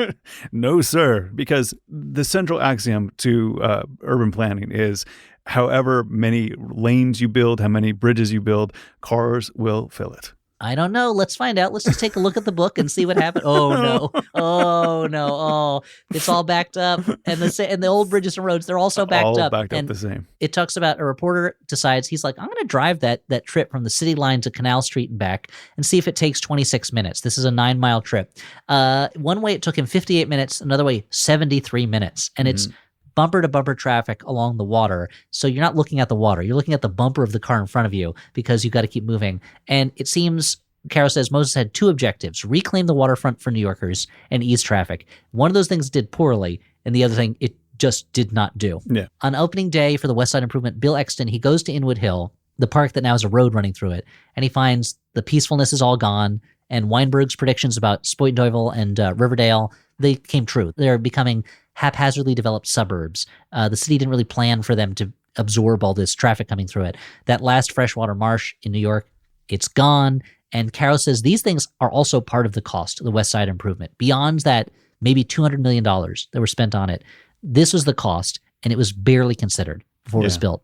But no one's thinking about that at the time. Moses, he's still being celebrated for his work. People love him. Look, children get new playgrounds. Of course they're going to love him. The old guard of the good government goo-goo groups, they still love him. Yeah. Mrs. Sulzberger is like, the Park Association wants to give you our award for the year. And he's like, I'm really busy, so you can come to my office and give it to me. And all these big business groups want to celebrate him. There's a movement to name the West Side Highway the Robert Moses Highway, but it fails because New York politicians are worried that people are going to call it the Moses Highway, which would sound too Jewish, which if you can't even have a Jewish highway in New York, it's not going to happen anywhere. I'm sorry, And so many groups want to honor him that at one point there's a black tie dinner in his honor that's sponsored by 16 different groups. And the media is doing the thing of taking his faults and spinning them as strengths. And Caro says, his vituperation and personal attacks on anyone who dared to oppose him were outspokenness. His refusal to obey the rules and regulations of the WPA or laws he had sworn to uphold was independence, and refusal to let the public interest be hampered by red tape and bureaucrats. And the columnist Westbrook Pegler, he makes a joke that Moses, when he starts projects, it's the oops, sorry technique, that he just starts a project without authorization and goes, oops, sorry, and everyone's kind of like laughing it off. That's Moses, that's what he does. And national magazines have started picking up the story of this amazing guy in New York who's getting things done. And Harper's does this story talking about how great it is that Moses doesn't let the law or personal property rights get in the way of building his stuff. And Fortune magazine, this is my favorite of the quotes that Caro has. Fortune magazine says, Thus, not only like a Boy Scout is Bob Moses always prepared, like Galahad, his strength is as the strength of 10 because his heart is pure. Which, even if Robert Moses was like a truly noble parks builder, that's a bonkers way to describe him. And his national reputation sort of grows and grows, and more people go to New York to study with Moses to try to figure out how to build things, how to, like ignore people, Yeah. It's really something. And if you're a dissenting voice, then you are ignored, or in one case, literally drowned out by singing at a Moses event. Someone is like, hey, maybe you shouldn't have done this thing. And people just sing really loudly to drown him out. And this is when he starts being called the master builder or the master planner. He is no longer just the man with the parks. He's no longer just the man who can get things done. He is the master of it all. Someone who is unquestioned, like the authority. And Robert Moses, he still visits Al Smith. This is where Caro takes us a moment to look in at Al Smith, who is now 56 years old, not yet an old man, but he has been sidelined from politics. He blames Roosevelt. He's become bitter. He's become obsessed with his hatred of Roosevelt. He's starting to fall in with right-wingers because they also hate the New Deal and hate Roosevelt. Mrs. Moskowitz, who might have been a tempering influence on him, has died. Yeah. His other cronies, they don't see him much anymore because he's not powerful. He's still beloved and popular, and Robert Caro talks about him getting on the bus, and people on the bus will applaud him as soon as he walks on. I'm sure people are still singing East Side, West Side to him. Or sorry, people are still singing The Sidewalks of New York to him. It's not called East Side, West Side. And people are still singing a song to him all the time, but he's not a political force. He is not even an elder statesman. He is just kind of like a relic. And he tells Bob Moses, public support is a slender reed to lean on. But Moses seems sure that he's never going to lose it. He's always going to have that public support. Yeah. Roman, you made that sound as if at some point the public may turn on Robert Moses, but I don't think so. I mean, this is the end of the book, right? What I am struck by in this section is what a good heart Al Smith has through most of his life. I'm sure he had horrible blind spots and did bad things, but mostly is a champion of the people he cares about, the champion of the city, and this obsession, this bitterness and this pettiness towards Roosevelt and being ignored by Roosevelt really just undoes him. And in this way that is just, it's kind of heartbreaking. It's just so, but it's also just sort of like, he has complete control over this. Like he could just, let that go and move on and do different things. But he cannot. And it just diminishes him. It's just like a poison that he just drinks on his own accord. He like mixes it up and drinks it, just this hatred. And it just makes him less and less of a person, and less of a person worth, being revered. But Bob Moses still, likes sees the old Al Smith, but there's just something about him that's broken here that I find just truly heartbreaking and mostly heartbreaking because it's a completely self-inflicted wound. It feels very sad. And there are two thoughts that I have about it. And one is that this is a premonition. And I think Caro is setting it up this way of Bob Moses in the future. Robert Moses also will someday be a bitter old man who is not lauded the way that he thinks, is not listened to the way that he thinks. And maybe that's just the lot of anyone who goes for power. You can't, right. That eventually you lose that power either by having it taken from you or having it just aging out of it, retiring or something. And you hear so many stories of elder statesmen who yearn for the days when they were important. It's not enough to be respected. It's not enough to be loved. They have to be important and they have to have that power.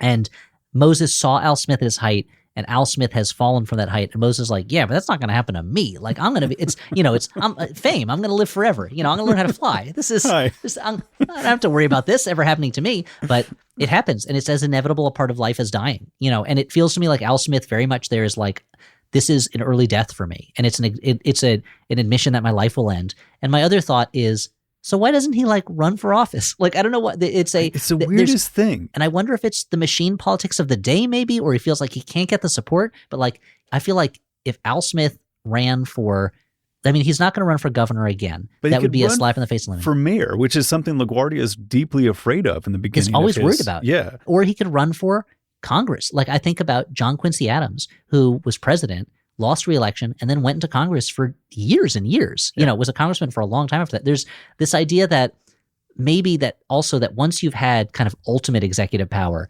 that's the only thing that will satisfy you too. That we don't know. And I have a biography of Al Smith that's been sitting on my to be read shelf for a long time, and I should have read it before we did this podcast, but I didn't get around to it. Used it for sure. Yeah, no, it's but I wonder if there was this feeling in him of like, well, I had it. Why would I settle for anything less? I want it all, because this is a man who thought he would be president. Ran for president and probably should have won, if not for anti-Catholic bigotry. But it's a good question. It feels like he has, more than anyone else, he has closed the door, but he's blamed that on Roosevelt. And maybe it's like he knows he doesn't have it in him anymore, but it's easier to blame Roosevelt than to blame himself. Right. But it is very sad. It's a sad way for Al Smith to go. He suffers from the same thing that a lot of people who accomplish things suffer from, which is they're right for this section of time. They're right and effective, and they have their finger on the pulse, and they know how to solve problems for this little bit of time, and all their worldview, it just coincides with having a great effect on the world.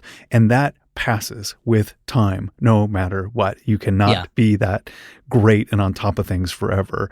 And he just cannot turn it around. And he just is he's this kind of victim of the same political machine that brought him to that prominence and power.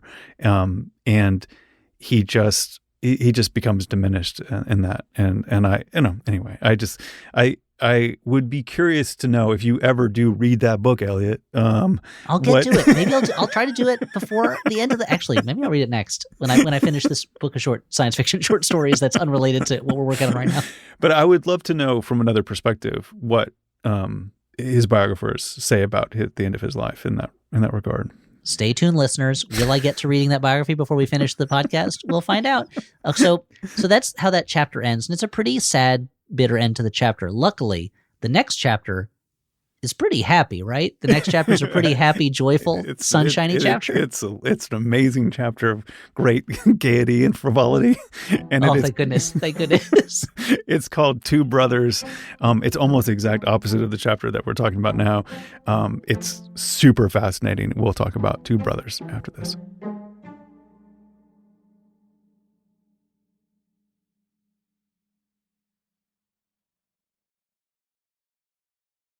So this next chapter, chapter 26, Two Brothers, is just something else. And this chapter is one of the things I most want to talk to Robert Caro about, because its inclusion of the way, kind of the different way Robert Moses uses power and to kind of hurt the people closest to him is such an authorial choice to include, as opposed to all this other like fighting with the Board of Estimates and, grounding down, different newspaper people and reformers that he doesn't like is one thing. But the dastardly relationship with his brother is really something else. And I'm so intrigued by it. And so, I don't know, let's start talking about this chapter. How does this open? So this chapter opens thusly. It begins like this. Often at the rear of a cheering audience, there would be standing one figure who wasn't cheering, who amid a room full of men and women gathered to honor Robert Moses stood watching Robert Moses with a face twisted with bitterness and hatred and contempt. He was Robert Moses' brother. And this is I'd like to continue reading more of that passage, because the way this chapter opens. Paul Moses had a strange story to tell about this hero who appeared particularly heroic because, so the legend went, he had absolutely no interest in money. Robert Moses, Paul Moses said, had cut him out of part of his inheritance. And, Paul said, his brother had done more. To minimize the possibility of mutual acquaintances finding out what he had done, he had used his influence to keep Paul away from those acquaintances as much as possible, by keeping him out of city posts for which he was eminently well qualified and to which he would have otherwise been appointed. And so this is like you said, this kind of book, this is a biography. It's not like a Kitty Kelly, tell-all biography where it's like, here, let's get into the closets and look at the skeletons and all the dirty laundry. This is a book that is working on these huge scale themes of how a city works, how democracy works, how power works. And it's almost like Robert Caro has taken you through this long chapter about how you fund a public work and the costs that are embedded in that, both social and ecological. And he's like, we've done a lot of that. It's time to get small and let's look at Robert Moses, the person and his family, a thing that hasn't really been touched on too much previously in the book. But I think that he would tell you, is my guess, and I'd love to ask him about this too, is he is looking at Robert Moses as a person as a whole. And this is another way that his use of power reveals something about him, because this isn't just Robert Moses getting at his brother and we're gonna revel in the dirty laundry, like I said. This is Robert Moses using power not just against the faceless thousands or millions that he doesn't know personally. This is him using power against someone who in theory is closer to him than anyone else, to his brother, who he's known as obviously his whole life. It's his slightly older brother. Yeah. And this is an amazing magic trick to me, how that last chapter was so huge, and now it's like we're going to zoom way in and we're going to look at his personal history, something that we haven't done before. We're going to talk about a new character, someone we have not mentioned in the book up to this point, his brother Paul Moses. So there's something like, if a TV show did this, it would be startling to suddenly have this new character and be like, oh yeah, I'm his brother. And you'd be like, I didn't know he had a brother. What's his story? What's going on? Like, he's just masterful at this kind of storytelling. And there's a little bit at the end we'll get to about Moses' wife too. And I feel like Caro touches on that briefly, and that feels kind of like old world gentility to me, that is not what the chapter is about. But it's also who he had access to, because as we'll see, Robert Caro had access to a little bit at least to Paul Moses, to Moses' brother, and he really makes use of it. Yeah, and that's a point I want to get to of this chapter that I found really intriguing. So these two chapters, these two chapters side by side that we've grouped together sort of artificially in our sort of episode making planning and stuff like this. But I like to juxtapose them because I'm really fascinated by them. Is that, there's this whole section that $109 million section that I love in the previous chapter that represents so much work. I mean, just understanding that weird tax strategy loan thing that to get the money to the railroad legally and then pull that money back out to fund his project. That must have represented so much work of just spade work, of just documents and talking to people and just understanding it. And Caro gives no mention of how much work that really was, even though I know that represents a ton of work. But he spends a lot of time in the beginning of this chapter talking about how hard it was to get Paul Moses to talk to him. Yes. And I was trying to think about why. And I think it's because he's not trying to show off how hard it was and how he got him eventually. He's trying to show, in support of this story, that Paul Moses just did not want to talk to him. Paul Moses was not someone who wanted to speak ill of Robert Moses, like to anyone who would listen, and especially Robert Caro. So he's setting the struggle up to talk to Paul Moses, not as like, look at this amazing thing I finally got to do as a reporter. He's setting up as like, you should maybe trust what Paul Moses is saying here, because he's just not out there like on every street corner talking about how bad Robert Moses is. I think it's a little bit of that, and it's also, I think, the other things that Caro's been talking about in that last chapter, there's that if he says it, it means there's documentation that backs it up. You can look at the paperwork. And here it's like I think he wants to make it clear, I got this from Paul Moses. Yeah. Here's how I tracked him down. And here's how I got to him. So if anything in this isn't true, it's because Paul Moses is confused. And so there's a little bit of him, I think, trying to both back it up and also distance himself from the claims. Or just explain it that, that the provenance of the material is not the same as his normal level of like rigor. Like it really is single sourced in a lot of ways. Well, and he says in it, the truth of Paul Moses' charge about the inheritance will never be determined. And I remember I've heard Caro talk about how when he was writing about Lyndon Johnson, they would say, no one will ever know whether Lyndon Johnson stole this election. And he was like, I'm never going to write. No one will ever know. I'm going to find out the answer to that. Mm-hmm. But here he has to write, I'll never know the truth of this, because by the time he's writing this, Paul Moses is dead. Robert Moses refuses to talk about it. Everyone else who was involved in it is also dead. And so I think this is the first chapter, and maybe the only chapter where I can remember, where Caro is entering kind of like almost true crime-ish territory, where it's like, I'm going to tell you some things. This is what I've come to believe. But we'll never know this stuff for sure. And everywhere else, he's certain about what he's saying. Yeah. He is not playing that game. And he says at the end, he says, Paul could have dispelled those shadows. For months, the author asked him to do so. He refused, saying it was no one's business but his own. Finally, he said he would at their next interview.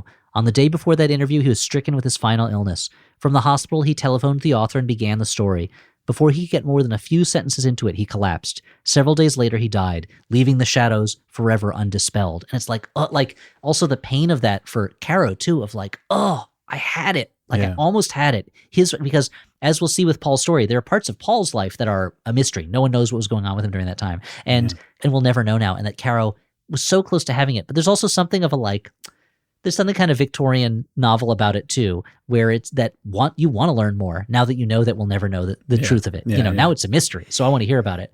And you really couldn't create a fictional rivalry as rich as this one. I mean, these two men, Paul and Robert, are kind of, refracted mirror images of each other. They're both considered very handsome, very charming, kind of know-it-alls. They're very close in age. I think Paul is only about a year older. He's only a year older, and they have so much of the same personality about them. Like you said, they're both really smart.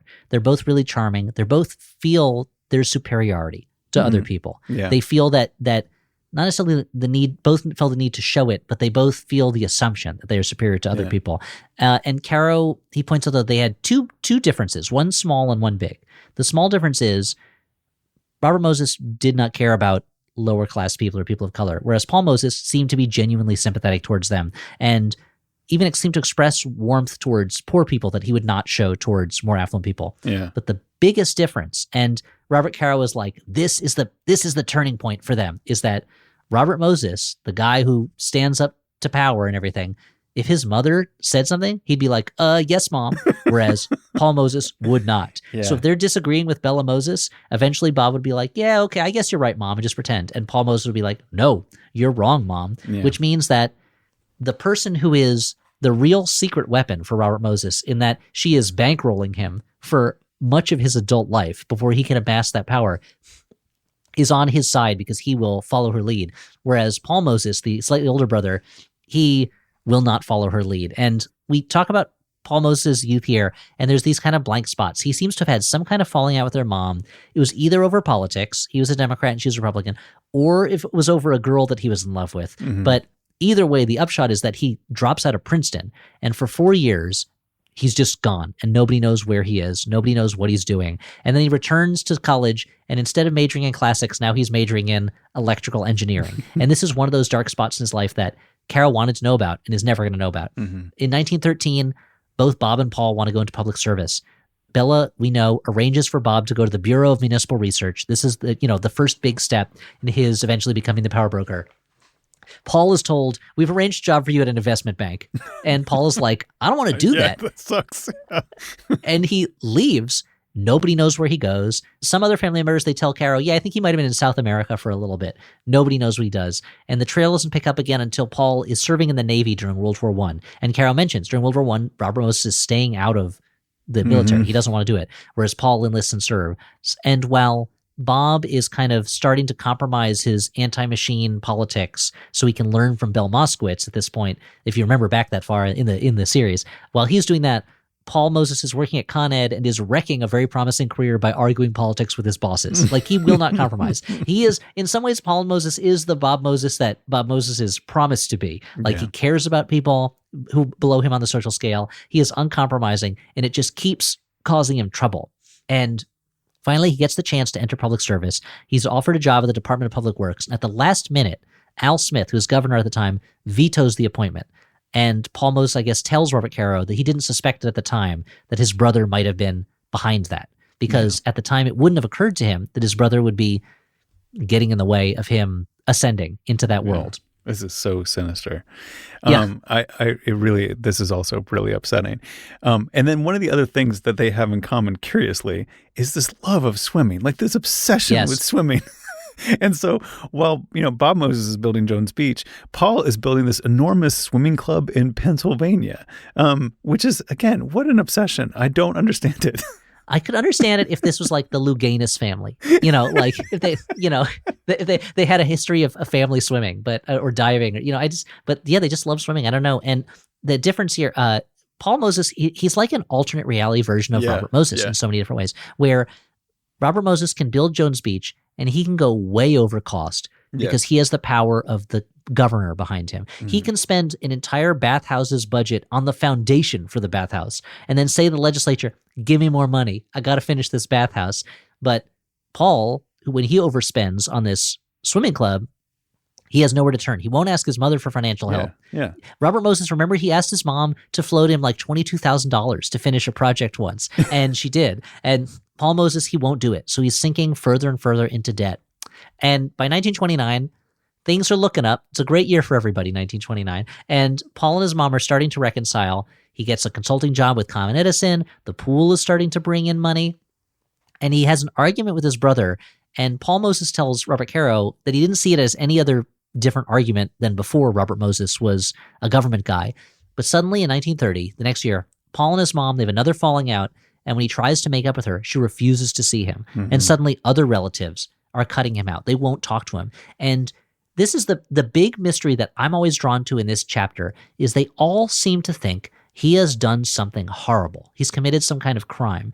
And he is too proud to ask what they think he did. And he will never know. And later in the chapter, Robert Caro talks to relatives and they're like, yeah, I don't really remember. He did something bad. I don't remember what it was. Maybe Bob said he did something bad, but nobody can seem to remember what the sin is that Paul committed that basically got him excommunicated from the family. No one knows. And when Bella Moses dies, she divides her estate up between Robert Moses and their sister Edna, who we've barely heard anything about. And she leaves a trust for Paul. It's $100,000. He's only allowed to receive the interest, which is not very much money, never the principal. It says in the will that if he contests the will, it all goes to his siblings and he loses it automatically, which is a very Bob Moses move, I feel like. And worst of all, Robert Moses is named the trustee of the fund, or one of the trustees. And so now that his mother is gone, Paul Moses has lost any financial security he ever felt like he had before. And even into his old age, he's wondering, why did my mom cut me out of a full share of her will? Like he'll never know. And much like Al Smith curdling with resentment towards Roosevelt in some ways, Paul Moses comes to believe Robert Moses, he didn't say Robert Moses, he said Bob, that Paul Moses comes to, in my notes I say Bob all throughout, and I'm like, I'm not used to calling him Bob. This is it's very disorienting. Paul Moses comes to believe that his brother Bob lied about him to the rest of the family to poison his relationship. And Paul Moses tells Robert Caro, there was an earlier will that divided the estate into 3 equal parts, and then when my mom was in the hospital, Bob came and got her to sign a new will because he wanted my share of the money, and he alleges that then his brother made it harder for him to find work. And Caro, he investigates Paul's charges as best as he could. He finds Paul has some details wrong about when the new will was signed. There was an old will and a new one, but it was before she was in the hospital. It was re-signed. Paul's relatives, they don't remember what the deal was. I'm sure he did something bad. And Paul Moses says to Robert Caro, look at this in light of Robert's 1930 financial situation. He's not Secretary of State anymore. He doesn't have a job. He's 41 years old. He has no income except what he's getting from his mom. He had 2 girls to send to private school. He's got 2 homes to keep up. And for the first time, you can see he needs money because he submits a bill to the government for some work he's done for them. And the bill is denied payment. But he made such a big deal about, I don't get paid for my work, that just to send a bill means he needs money. And he refuses to leave public service for a private industry job. His whole deal is that he's the guy who doesn't care about money. He spends lavishly. All the Moses do, but he doesn't care about money. And meanwhile, Bella Moses is spending her money faster than it can be replenished in her old age. And Bob Moses is like, if I'm going to get a fair share of this inheritance, I'm not going to be able to support my family. And Caro says, this, of course, is Paul's analysis. Robert will not discuss it, and there is living no one else who is able to. And he says a little later, but it is possible to ascertain the truth of Paul Moses' other charge. It is possible to determine whether or not it is true that Robert Moses secretly employed his behind-the-scenes influence in city government to keep his brother from getting jobs he deserved. Paragraph indent. It is true. And it's like, what? And if Robert Caro is saying it, it's because people told him. And he says, I know this is true because people I talked to told me it was true. And I can't find anyone to tell me that it's not true. And this is what it's like. You're reading it and you're like, yeah, okay, I certainly have family members who argue with each other and blame each other for things that happened a long time ago. And like, they don't talk to each other now because of wills and things like that. It's always like, all right. So this story with Paul Moses, I'm like, all right, maybe, I don't know. And then as soon as it gets to, oh yeah, he totally stopped his brother from getting work. You're like, oh, well, maybe the will stuff was true. I don't know. It's, and this is when it gets, it gets kind of strange. You know, the lengths that Robert Moses is going to keep his brother from supporting himself, from working in the same field that he's in. Yeah. And this is just hard to figure out. Like it's funny, the cutting him out of the will is the motivations or what Robert Moses' role in that is harder to determine. But the motivation for such an action is very clear. Here, the trail of evidence is very clear, but the motivation sort of eludes me, of why you would make it so that he could not find consulting jobs in the city. I mean, it's there's only two thoughts I have about that. One, Roman, do you have any brothers? I do not. Okay, so I have a brother, and sometimes I get kind of annoyed with him, and it's he rubs me the wrong way. But that's a minor point. But there's something about Bob Moses. He needs to be the superior one. He needs to be the authority. He needs to be the bully. And I wonder if just having someone there who not only doesn't see him as an authority, sees him as an equal, or maybe even as slightly lesser because he's his younger brother, like to have someone who is like, oh yeah, well, I'm not as afraid of you because like I literally remember when you were pooping in your pants as you were a little kid. Like that's something I imagine Bob Moses cannot have around, even beyond the will stuff. So he goes about making sure that his brother cannot be hired in the city, and then both for the government and then later in private industry. And there's a point where LaGuardia, he needs someone like Paul Moses. He needs someone who understands electrical engineering and is liberal so that he can give him the information he needs to regulate and investigate the utility companies for ripping off New Yorkers. And he also needs someone who has that knowledge and expertise, believes in the cause, and does not care if he pisses off utility companies that might hire him later on. And there's basically one guy who fits that bill, and it's Paul Moses. And multiple people recommend Paul to LaGuardia, and LaGuardia says to them, I can't have him around as long as Bob is here. Yeah. And people in the city government, they can sometimes hire him for temporary consulting jobs. They're impressed by him. He cannot seem to get hired on a permanent job. And what's interesting is Paul Windles seems to be trying to hire him all the time. But then when Caro talks to Paul Moses is like, yeah, Paul Windles didn't want me around. Like even he doesn't fully understand who was really stopping him from getting hired. And once Paul Windles leaves the government, Paul can't get temporary jobs. Suddenly even private companies won't hire him, even though they used to offer him work. And the hand behind this is Robert Moses, who again controls all this stuff. He's the one person who both has the influence to stop his brother from getting work and also would care at all. Who else would give a shit? Yeah. Pardon my language. Who else would care if Paul Moses gets a job? And the amount that this sabotages his life is not just he's throwing up roadblocks to make things difficult so that he doesn't gain a certain level of success and therefore is somehow a more formidable rival to Robert Moses. He brings him to poverty through these actions. He ruins him completely. Yeah, it's not like, and so Paul Moses didn't work in government and he ended up becoming, a lawyer or he ran a shoe store or something. No, it's like he's wrecked as a person. Partly it's his own fault because the Moseses spend money lavishly. Paul Moses also a spendthrift. And by the end of 1938, when the years we were talking about in the previous chapter, he's out of money. He's in deep debt. He used to be this kind of dapper man about town. Now he's staying at a Salvation Army. We're living in the office behind his pool complex. His suits are ragged. He's skipping meals. He simply cannot afford to eat regularly. And he's this bitter, frustrated guy, and he hates his brother. And it doesn't help that his brother has managed to invest Paul's trust money in a bad real estate deal that has made Paul lose even more money and put him into even deeper debt. Yeah. And he also like lobbies to, as the executor of the trust, Bob Moses demands a salary off of this money. Like it's just like insult to injury. It's so terrible. Robert Moses, he says, I want to be paid for this work. Also, this investment, we actually overpaid into it. So you need to return some money to us. You need to return a few $1,000s you don't have. And Paul Moses is like, my brother's going to get paid more money from the trust I inherited than I'm ever going to get. Like and he sues the trustees, and the case is moved from an impartial judge to a judge who's friends with Al Smith, who not only rules for the trustees and rules for Robert Moses, but then lectures Paul about being greedy. Mm-hmm. And like at this point, it's like the book of Job, like it's just one thing after another happening to Paul Moses. And he becomes this guy who is fixated on his brother, and it makes it easier for other people around him to believe, oh, he's unstable. He did something bad in the past. He can't trust him. And he just can't get work in New York City. And Robert Caro says to him, why don't you go to another city? And Paul says to him, what, let him drive me away? And it's like, ooh, that's not a healthy outcome. And it does remind you, it's like, oh, well, he probably could have gone to Chicago, Los Angeles, anywhere. some other city, Cincinnati, somewhere, and gotten a job doing this kind of work. But now there's a personal rivalry to it. And also New York is the place that he knows. By now he's becoming an older man. And people in the New York area, they're like, oh, it's pretty weird that this brilliant electrical engineer whose brother controls the hiring of engineers for public projects, that he can't get a job. Very strange. Yeah. It's like, Robert, you're having trouble finding engineers for this dam you're building on the St. Lawrence River. Didn't your brother already make up plans for a dam on the St. Lawrence River? But you won't hire him. I don't know what's going on. Mm-hmm. And it gets to the point, like you're saying, he ends up in poverty. He's an old man. He lives in a one-room walk-up apartment at the very southern tip of Manhattan. He lives with a woman named Millie, who Caro says nobody seems to know what her last name is. She's just this older woman who seems devoted to him. And Caro hints that this may be the woman Paul loved at Princeton when he was young. There's something about that feels a little too romantic to me, a little too so I don't know. And I wonder. I like it. I always remember that detail because it's so poignant. Even if it's, just doesn't, I don't know, doesn't quite to sound like hold water. To sound like a newspaper, say beautiful if true, but exactly.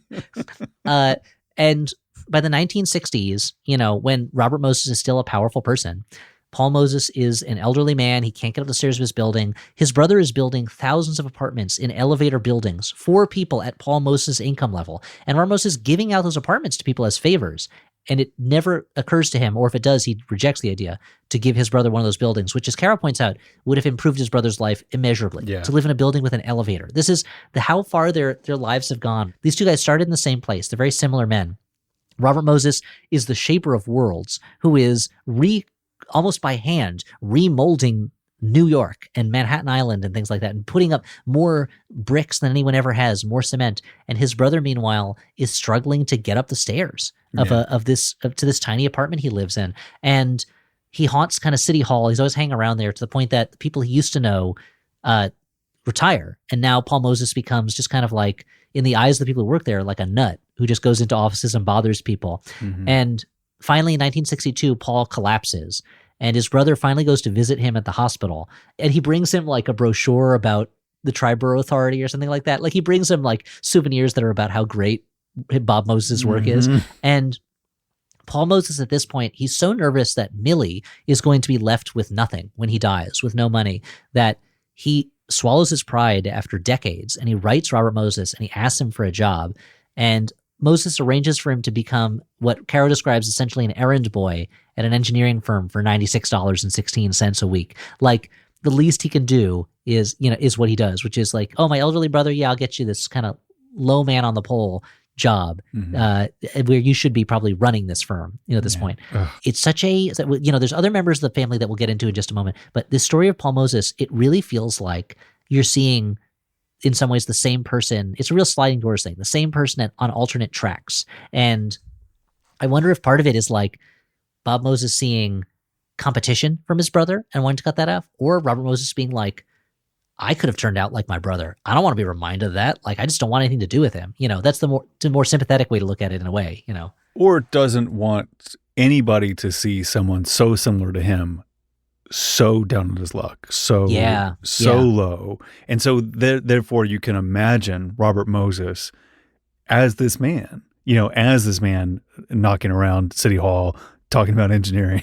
You could totally, I think this idea of Robert Moses self-mythologizing, he has to come from somewhere. So obviously, Bella Moses, is part of his story. But there's this way, he doesn't talk about having a brother in any public forum. His biography, when stuff like that is mentioned, part of his personal life is mentioned, he stops cooperating with his biographer. He never talks about his sister either. And I think that there's a bit of him that just like, he doesn't want any personal history that allows for some kind of weakness, like some kind of different part of the story instead of what he makes of himself. Like he is the city builder and he was just like born, fully armored out of Zeus's head as the city builder, and him, like having a period of time where this like weak man, this failure of a man probably dominated him, was maybe smarter than him. He can't have a period of his life have any type of narrative in which he is below or less than or whatever it is. I mean, it's really, I mean, this chapter is really heartbreaking. And it's also, like of all the different things and interpretations of whether or not Robert Moses is doing, the right thing for the most amount of people, the person who can get things done when most people can't. And you can argue these little bits and points about like, him being just part of the entire culture of cars that's happening in cities around the nation. And his poor decisions were really the fashion of the time. This type of thing, where this is a man who could literally give him an apartment and gives apartments to people all the time, could just alleviate the suffering of his brother and doesn't do it, is just, it's like so cold. It's so painful. There's no national ideological trend of ruining your brother in America at the time. There's a car culture, but there's not a torturing your siblings culture, into adulthood. Kids torture their siblings all the time, and he could do, it's so little, it's so nothing for him to make Paul's life better. And it just blows my mind.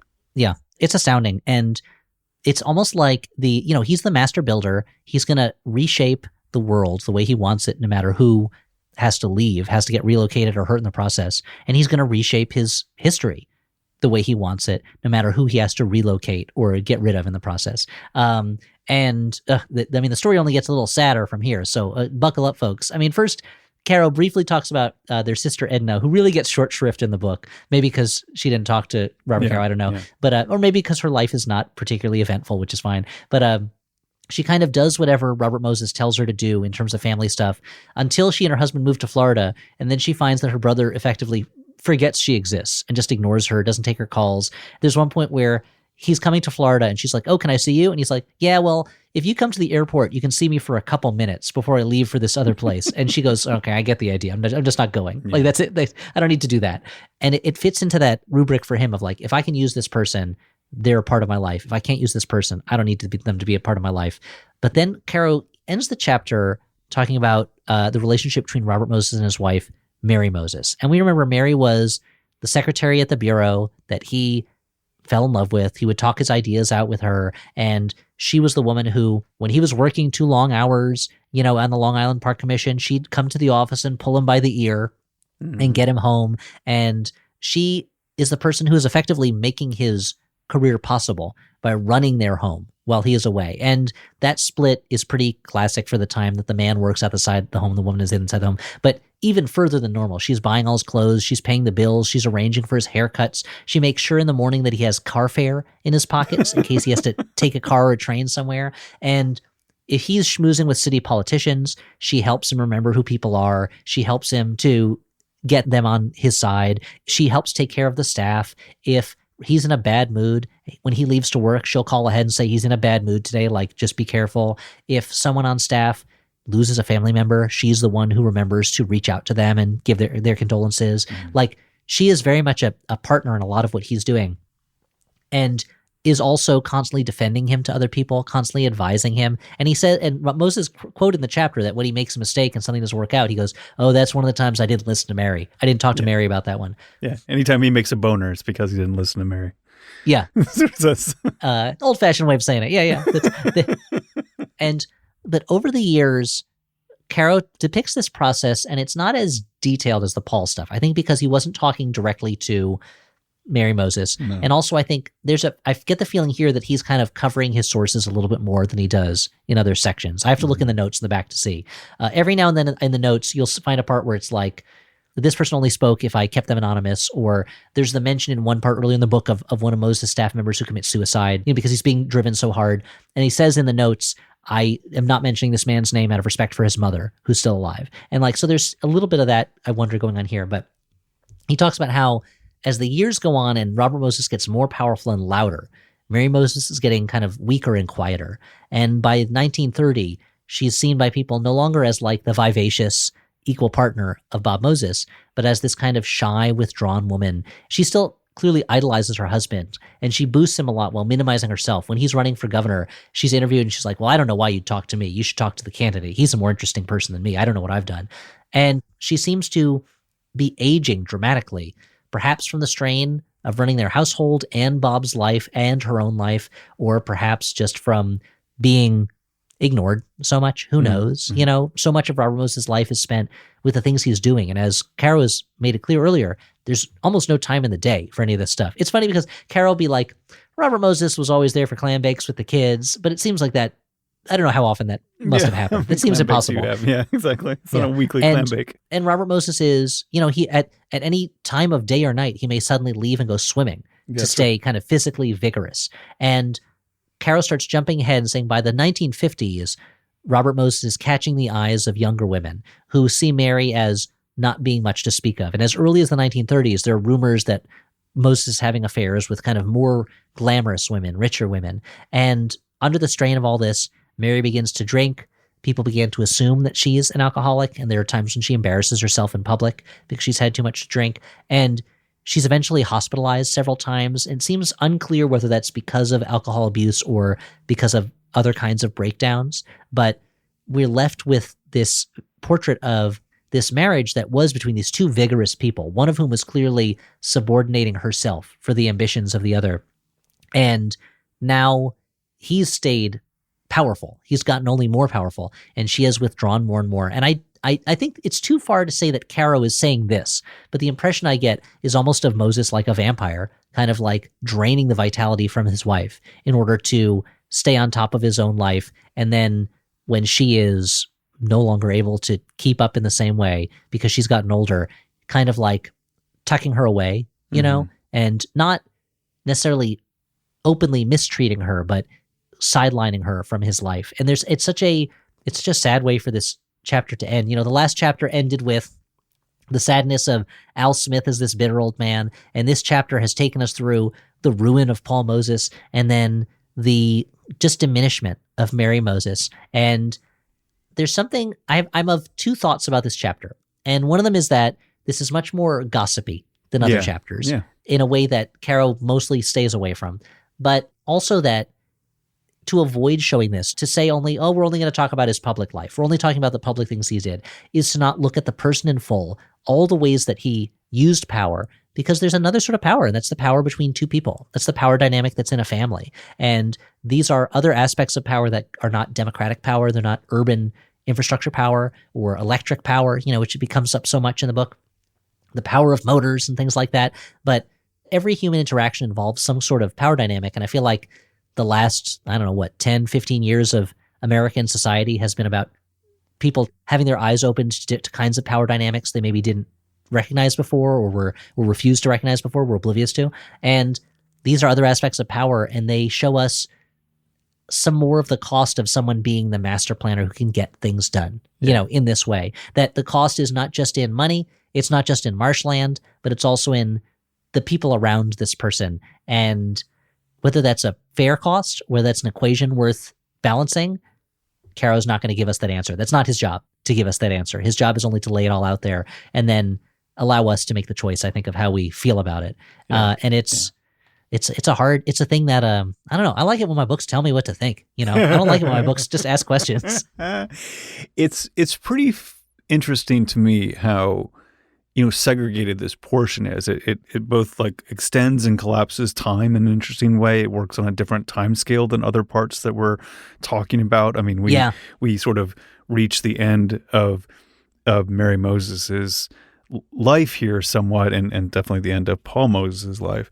But it's very sequestered to do this thing, which is to give a well-rounded view of Robert Moses as a man, as opposed to his sort of just activities as the master builder.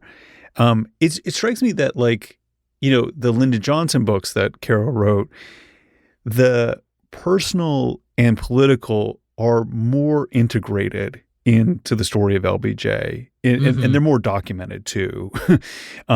So it seems like he's figuring out how to place this. He sort of has a way of just integrating it better when he's talking about Lyndon Johnson in the later volumes of the work that he did.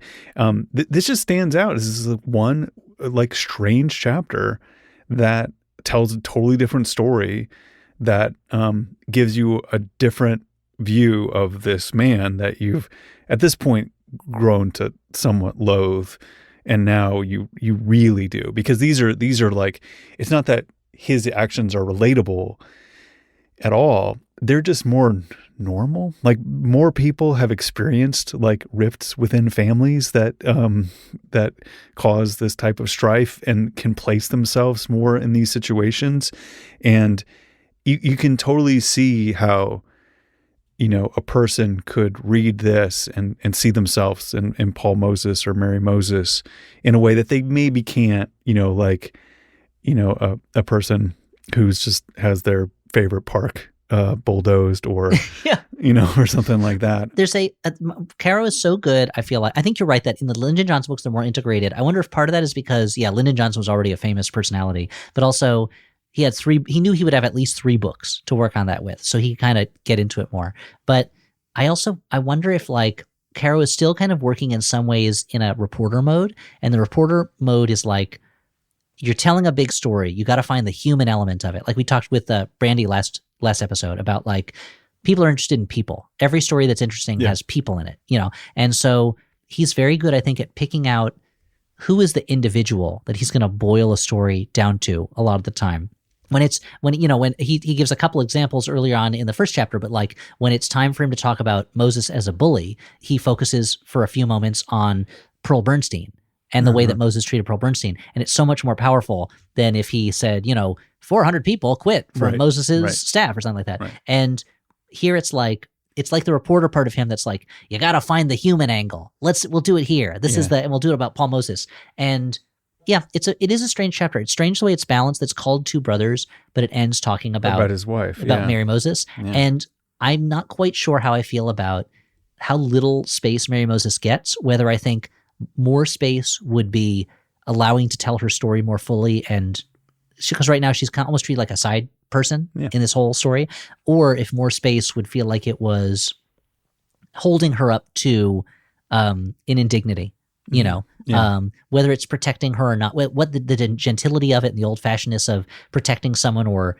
revealing the truth. And there's a lot going on under the surface in this chapter. And I wonder if that's also why, or if it's aided by the fact that Caro was so open at the beginning of like, this is when I talked to Paul Moses. This is what it looked like where I saw Paul Moses. Like he's much more in this chapter than he is in other chapters. Yeah. It's just so different and fascinating. And I think it's like, when people look back and have read this with us over the year, I think it's super likely that this will be the chapter they remember the most detail of, and has the most visceral impact on them. It's really something else. It's sort of like, it just stands out in this interesting way that I like. But I'm just sort of like, I'm just kind of fascinated by it. I think about it all the time. Yeah. It's a powerful thing that it sticks out that much. The book is so huge, and there's so much stuff going on in it. And I feel the same way that like this chapter always stuck out to me, and the details of it always, that opening that you're in a room full of people applauding Robert Moses, and way in the back is Paul Moses, and he is not applauding. Like that visual and that moment stuck with me so long, and it's so cinematic. And this feels to me like when a TV show does their one episode that's kind of like the weird episode, where it's like a musical, or it's like all set in one room, or it's told backwards, and it's so unlike what the rest of the series is, but that's the episode people remember, partly for that reason, that it sticks out in their mind. Yeah, yeah. So I guess this is Robert Caro's bottle episode, where he didn't have the budget, so he had to have everything take place in one car or something. Walk-up apartment. Yeah. Well, anyway, so it's just a fascinating chapter, a fascinating discussion, and we move on from here. Next month, we'll be covering pages 607 to 702. That's chapters 27 through 32, which will finish out the part 5, the love of power, and continues on to part 6, the lust for power. It just gets worse and worse. Oh, you thought the love of power was bad. Lusting for power is even worse. At least loving, there's an emotional aspect to it. Lusting, it's just animal passion for power. Yeah. That's next month. But after this break, we're going to talk to Mike Schur, who created Parks and Rec and The Good Place. And we're going to talk to him a little bit about what this book means to him, and how he, after Robert Caro presented the Parks Department as this secret source of power, Mike Schur came along decades later to remind us that Parks and Rec is actually a little tiny department that does nothing. That's after the break.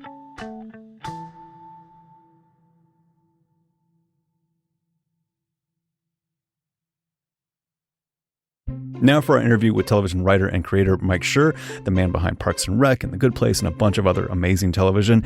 We learned that not only is Mike a Power Broker superfan, but he also used the book as inspiration in developing Parks and Rec. We just had to have him on. The idea for having Mike on the show actually came from our Discord server, so thank you to user Ben for the suggestion. First of all, let's talk about your experience with Power Broker. How did you come to it, and what happened to you once you read it?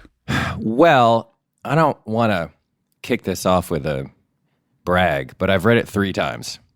We call that the minimum around here. We call that the beginning step. But yeah, okay. Sure. Yeah, that's right. Yeah, I've achieved amateur status by reading it 3 times. So I moved to New York after college and in 1997. And I love New York. I grew up in Connecticut, and New York was always like big and scary and exciting. And then I moved there and just completely fell in love with the city. And I was at a party maybe a year after I moved, and I was ranting about New York because I was saying, this is the best city in the world. And it is so beautiful and it makes so much sense.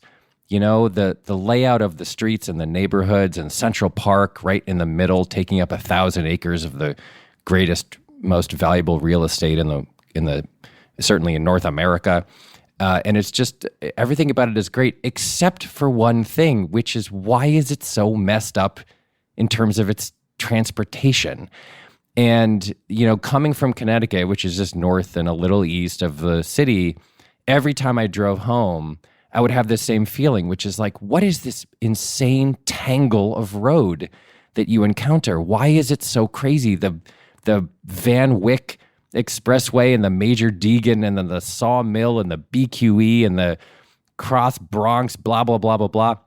You know, you can barely take the subway to the airport. It takes 4 hours, and it's just, I don't get it. And someone, I don't know who, lost to history, basically said, like, read this book and you'll understand.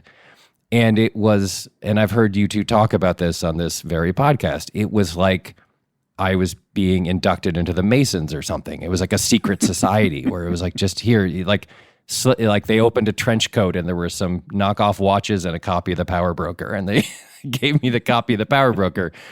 And I started reading it, and I just tore through it. I read it in a like 2 weeks, and I thought when I was done, I thought that's the greatest novel I've ever read, is how I thought about it. It's certainly the greatest book I've ever read, but I thought of it as a novel. It's like you couldn't have, no imagination could have come up with a better story than this story. And I started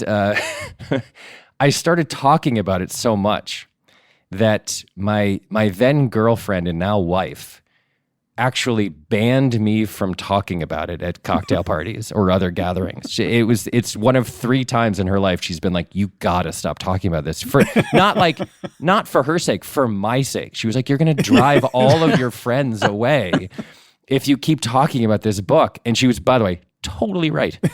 So instead of talking about it, I just thought about it. I thought about it endlessly for years. I moved to LA in 2004, and a couple years after that, I started working on the TV show Parks and Recreation, which was about a woman who worked in local government. Mm-hmm. And the idea for Leslie Knope, Amy Poehler's character, was she was going to be a person who was a pure idealist, but had no kind of understanding of the structures, the power structures, and the calcified system of government and how to actually get things done. And I thought, I got to read The Power Broker again. Yeah, like that's the book that helps you understand these things. So I read it for the second time, sort of in preparation to run that show. And it was very sort of meaningful in this new context, which was not about living in New York, but about what happens when you are an idealist but you also need to get things done, because obviously that book is the greatest story ever of a person who starts off with the best of intentions and is slowly corrupted by power and sort of like the understanding of how levers are pulled. And the goal, I remember saying early on to Amy, the goal of this is to have Leslie be Robert Moses, but remain true to herself. Yeah. Like, yeah, but Robert Moses, but good. It's a pretty good, it's a good explanation of the character. And then, so that was a sort of guiding principle. We actually worked it into an episode. She mentioned it in one episode, and I think gave it to a friend of hers as a present or something. And then the third time I read it was over COVID, when we were all locked in our houses. I sort of had this thought of like, well, I can't leave my house, and what should I do to spend my time? And I was like, I haven't read that book in a decade. I'll read it again. So I read it for the third time. And the wonderful and funny thing was that when I read it over COVID, it was the same copy. It was the same paperback copy I'd read the first two times. And it completely disintegrated in my hands. Yeah. Like the binding broke, and like huge chunks of the book had fallen out. And by the time I was done reading it, it was the cover of the 1,100 page book, but with only like 300 pages still actually adhering to the spine. So that's my history with it. It started with, how do I understand New York City? It changed to, how can I understand this character who is obviously not anything close to Robert Moses, but has the same set of goals as he did when he started out as a sort of wide-eyed reformer.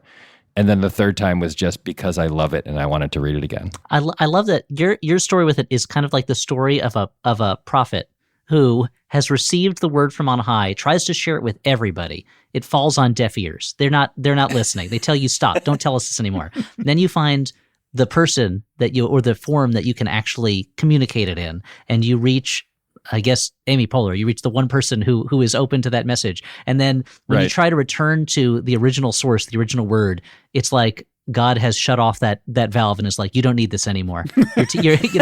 My time with you is done. You're no longer a tool I need in the universe. And the book disintegrates like something in a fantasy novel, Exactly. Yeah. So like the words floated off the pages and disappeared into the ether. The lost golden discs of Moroni. Yep. Exactly. Yeah.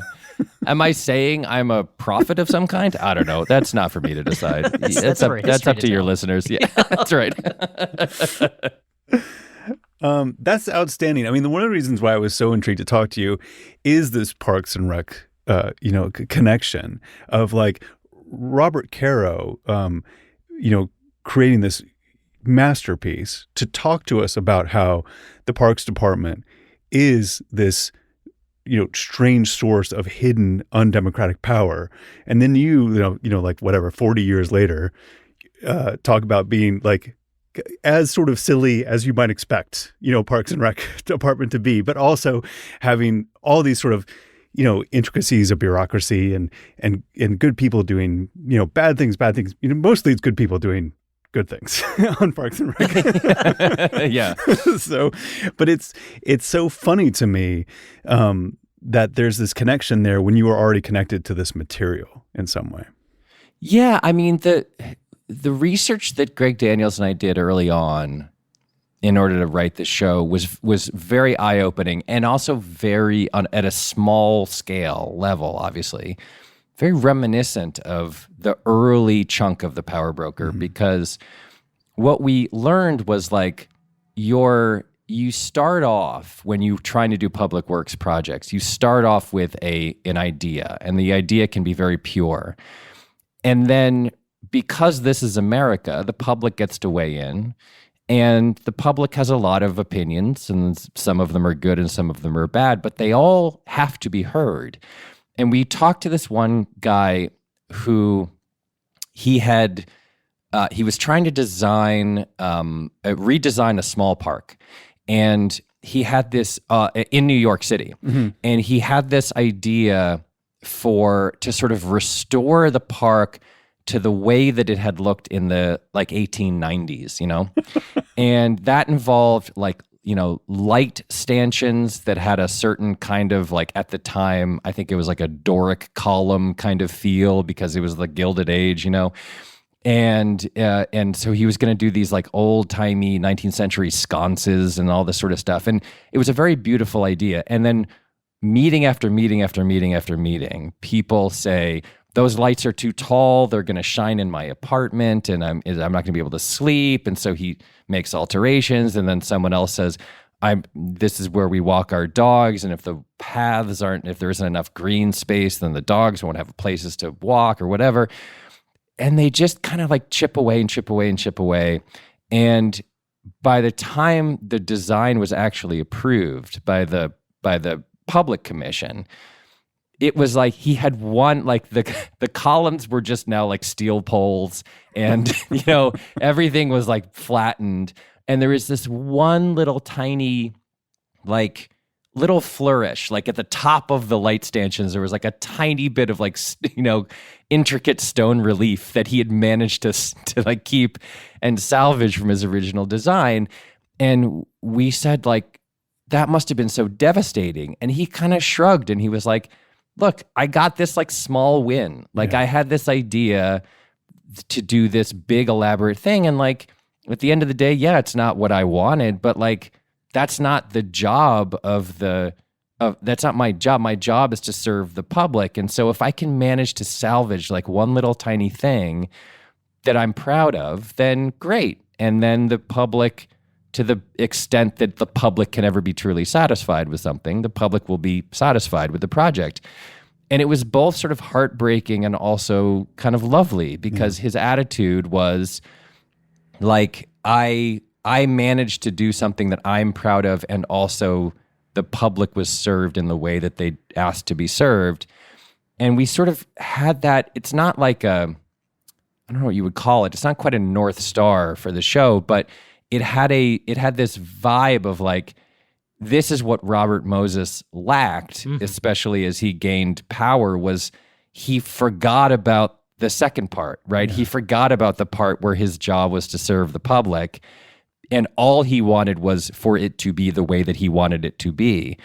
And I thought, like, well, there's the difference, right? If you're trying to create a character who is the good version of Robert Moses, then the part of Robert Moses, the idealist and the reformer, should be 99% of the character, and the part of Robert Moses that just wanted to run roughshod over everybody and do things only the way that he saw fit should be 1% or less than the way that this person goes about their business. And there were a lot of moments like that where we would hear a story or a sort of tale of woe from a public servant, and the first thing I would think of is Robert Moses. I would think about the book and like the difference, the fundamental difference between the way that folks who are responsible public servants behave versus how Moses ended up behaving for the great majority of his life.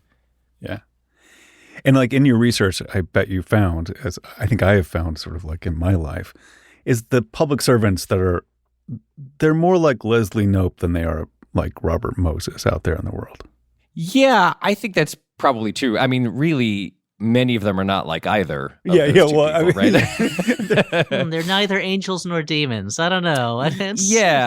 But there's a sense of serving the public in a way. I mean, they know what's right and wrong, and sometimes you put yourself in a position of leadership because you feel you know what is right, and therefore you reluctantly take the advice of other people. But I found that, most people are trying to do good in this world, mostly. I think that's true, yes. I think that there's, let's put it this way, there are very few people who are trying to be Robert Moses, in part because it'll never happen again. Yeah. That part of what makes the book so compelling is it's the exact person and personality type and sort of like, and family lineage and city at a time of possibility. Everything in most things in American cities are pretty well formed at this point. We're not making a lot of new big cities that even have the opportunity for someone to do what Moses did in New York. And then also the kind of weird confluence of events of Moses coming of age in a time when like Tammany Hall was running New York, and him getting that firsthand look at how, idealism is fine, but power is what gets things done. And him learning that lesson, getting crushed by that power, and then shifting gears from idealist to power gatherer. And at a time when the entire west side of Manhattan was, garbage and landfill, and there were no highways, and cars were just kind of coming into vogue as individual modes of transportation, and there were beaches all around and no one could get to them. And so he was able, by building those roads, to get people to beaches, which then gave him the power in the public sphere that he could wield as the great, man of the people. Like, all of those things had to swirl around and join forces at exactly the right moment. So if you're a public servant now, you don't even have the opportunity to become Robert Moses because it's too late. Yeah. So I think most people go into public service, especially in urban design or in, working for a Parks and Rec department or something, with the goal of like doing something good for the public. They don't go in.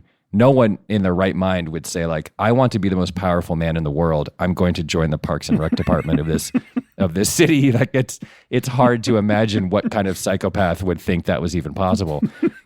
So I think you're right. I think that if there's a default setting for the folks who have these jobs now, it is on the side of good. It is like, I just want to like make the soccer field look nicer for the girls, youth league to play on, and not I'm going to dominate the urban landscape for 50 years.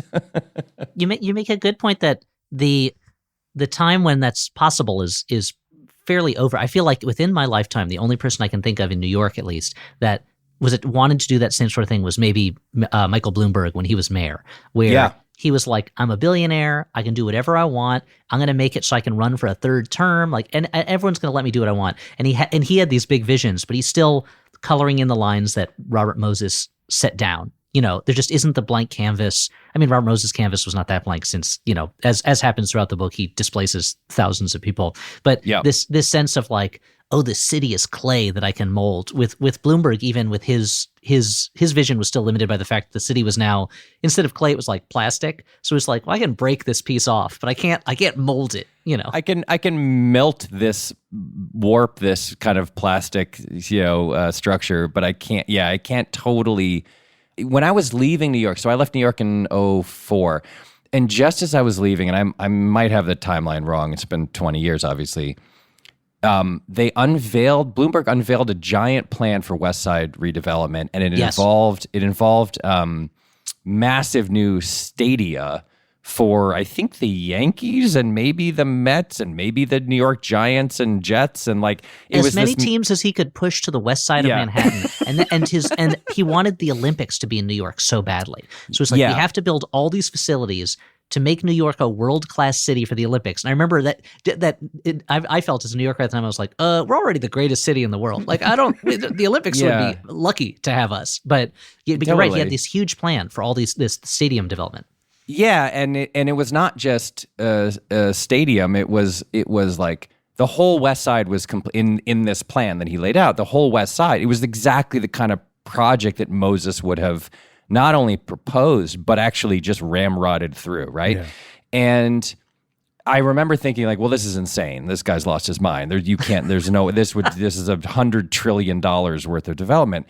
But I remember reading a quote from him, and the quote was fascinating, and I think both scary and also true.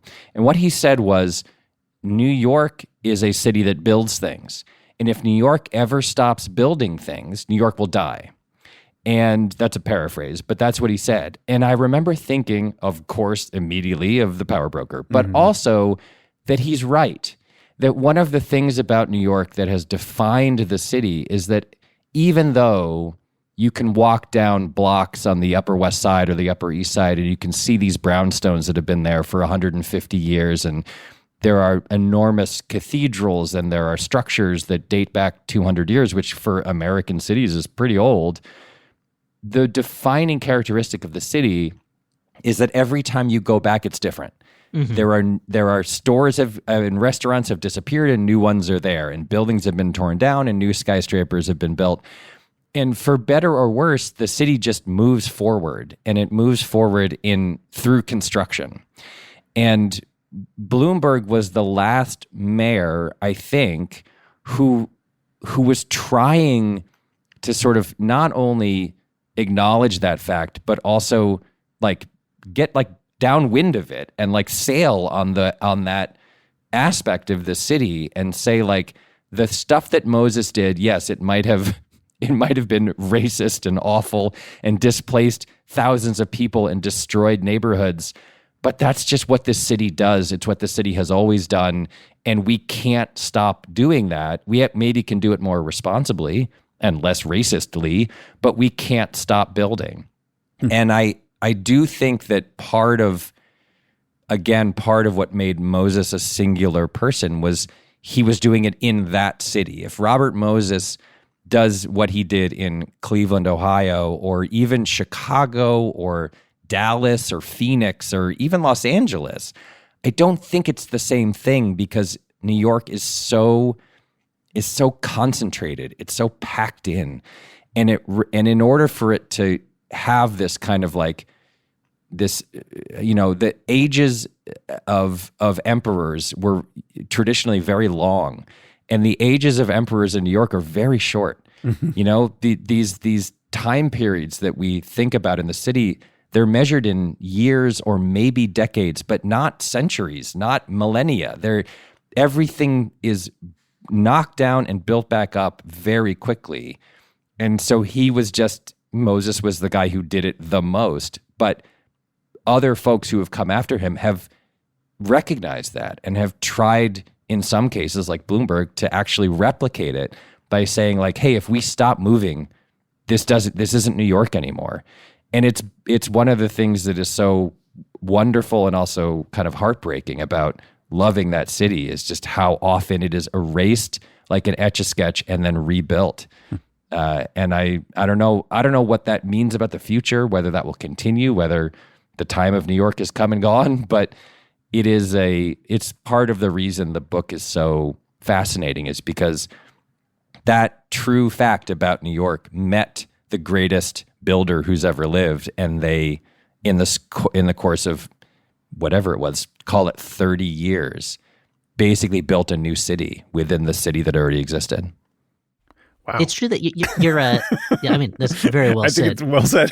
Yeah, totally. Yeah, but it's funny because you kind of get at the idea that that comes after the book is written, because it's interesting to me to read the book now also, 50 years after it was written, and there are certain things in it where Moses is saying, the things I'm building are going to last for centuries. This is how it's going to be for centuries. For centuries, people will be going to the New York Coliseum. That's going to last as long as the Roman Coliseum, and it's gone. For centuries, people are going to go to Shea Stadium. That's not there anymore. That even Moses, he's building the biggest sandcastles, but maybe that's the nature of New York is that it's a wave that's eventually wears down anything, So maybe there's hope to get that waterfront back. I don't know. Well, that's another fascinating aspect of this, right, is that he was right in some cases and very wrong in other cases, especially toward the end when he kind of lost his fastball, is like he didn't understand. He built Shea Stadium. Shea Stadium was always a piece of crap. Always. It was never a good stadium, ever. Yeah. And he had, right next to it, he had Yankee Stadium that was also now gone, but was like a testament to history and to something that had longevity compared to other similar stadiums across the country. But he was so short-sighted to think that Shea Stadium, this kind of like random collection of slabs of concrete and a terrible blue and orange color scheme and all of the other stuff that made Shea Stadium terrible, that like this is his Roman Coliseum, like this is what's going to stand the test of time. Like that thing was doomed from the beginning. I went to Shea Stadium for the first time in 1987, and I remember thinking like, what a piece of crap. Like, I mean, just awful. And it's very funny to have the attitude that he had, which was, I am the one guy who will build things in this city that will never be torn down. And then to build Shea Stadium, it's just a very funny PS. But his slow growth, and you might say like delusion of I've won this race. I have conquered this city. I will be the person who's never forgotten. The irony is that if it weren't for Robert Caro, he would absolutely have been forgotten by now. Because it's not that people wouldn't know who he was. He still has his name on 1,000 state parks all over the state, and people would go like, "Oh, who is that guy? Yeah, he built the Van Wyck or whatever."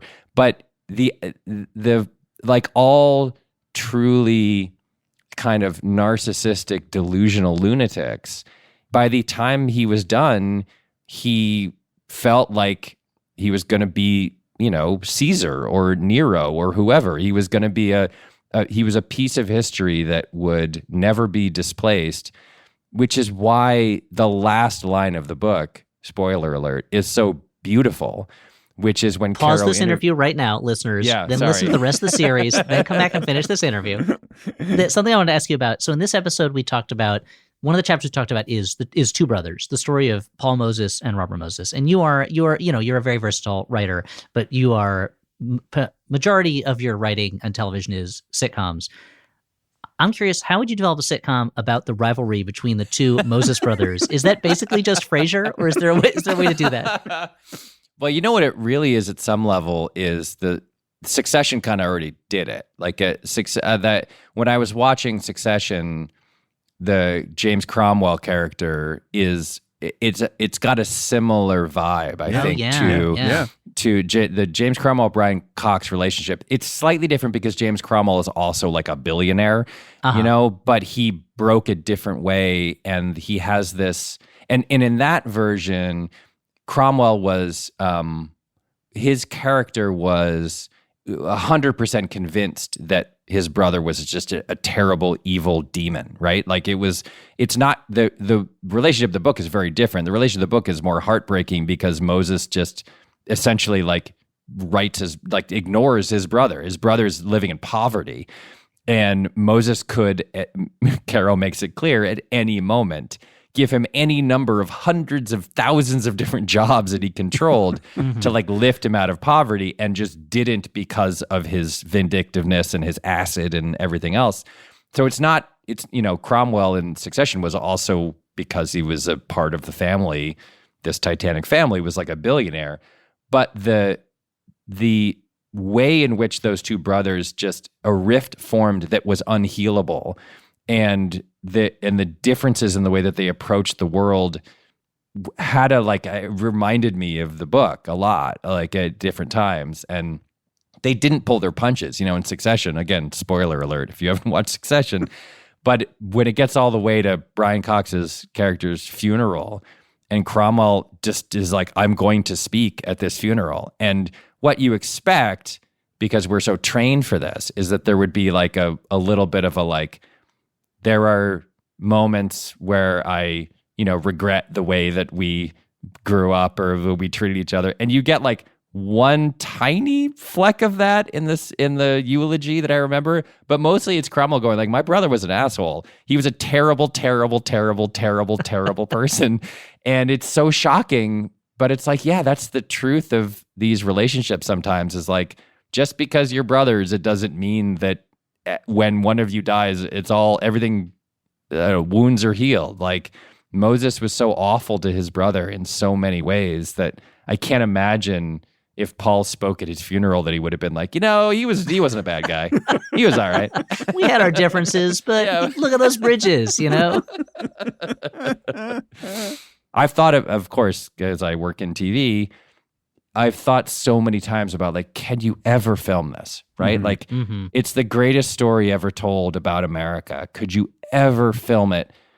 The conclusion I've come to is no, you could not, because you would need 50 hours. You would need 50 hours of drama, and you would need an actor who could play both an 18-year-old and a 79-year-old somehow, or you'd have to do that thing where you cast different actors who kind of look like each other to play these different eras or whatever. I mean, look, The Crown did it. Maybe it's possible, but it's one of those, if you could snap your fingers and have the version of a Crown-like show about Robert Moses, it would be the greatest filmed story ever told. It just there's no more compelling portrait of an American than that book, you know? I mean, we've been talking about the book as this, great novel, as this Dickensian, Shakespearean, all that sort of stuff. But it's also this great ethical case study. And, you wrote a book on moral philosophy and I wonder, about that. So we're what Caro is setting up is, Robert Moses's values that inform his sort of utilitarian calculation of a greater good are being questioned by Caro because he has extremely different values, about what the greater good is. And, how do you look at the book as, someone who's thought about, wrote about, did a show about, moral philosophy? It's an incredible case study for a number of different issues, I would say, that pop up in moral philosophy.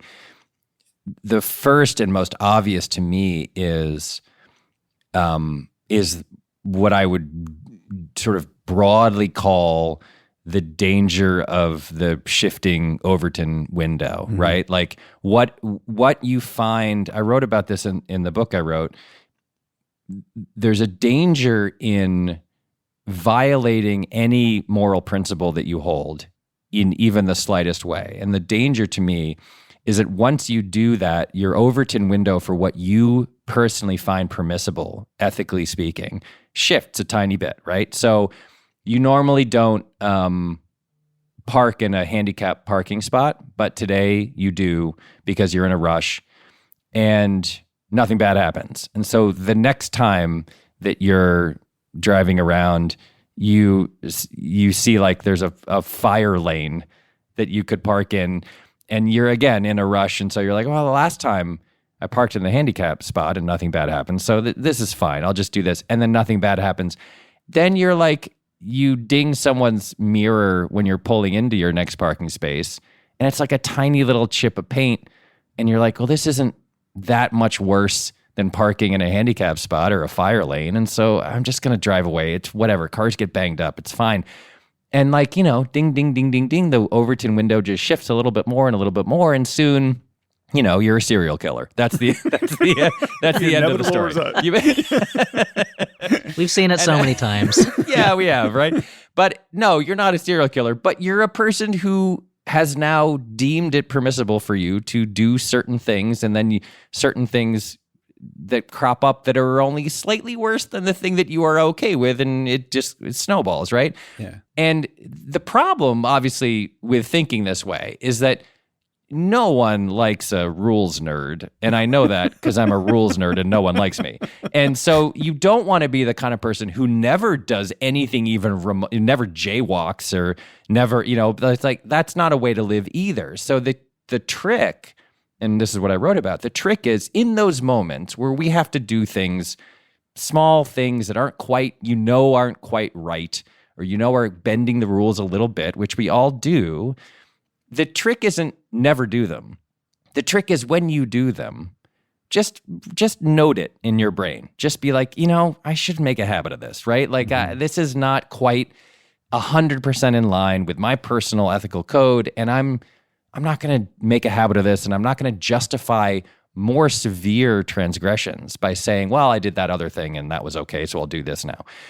And Moses's trajectory was so granular, it was so, and that's again why the book is 1,100 pages long. It's like the piece by piece, bit by bit, he goes from a guy who is a pure idealist reformer into the most corrupt person who's ever been a part of any government, which is saying a lot in this country. and you can read the whole book as just a continual slide of his personal Overton window.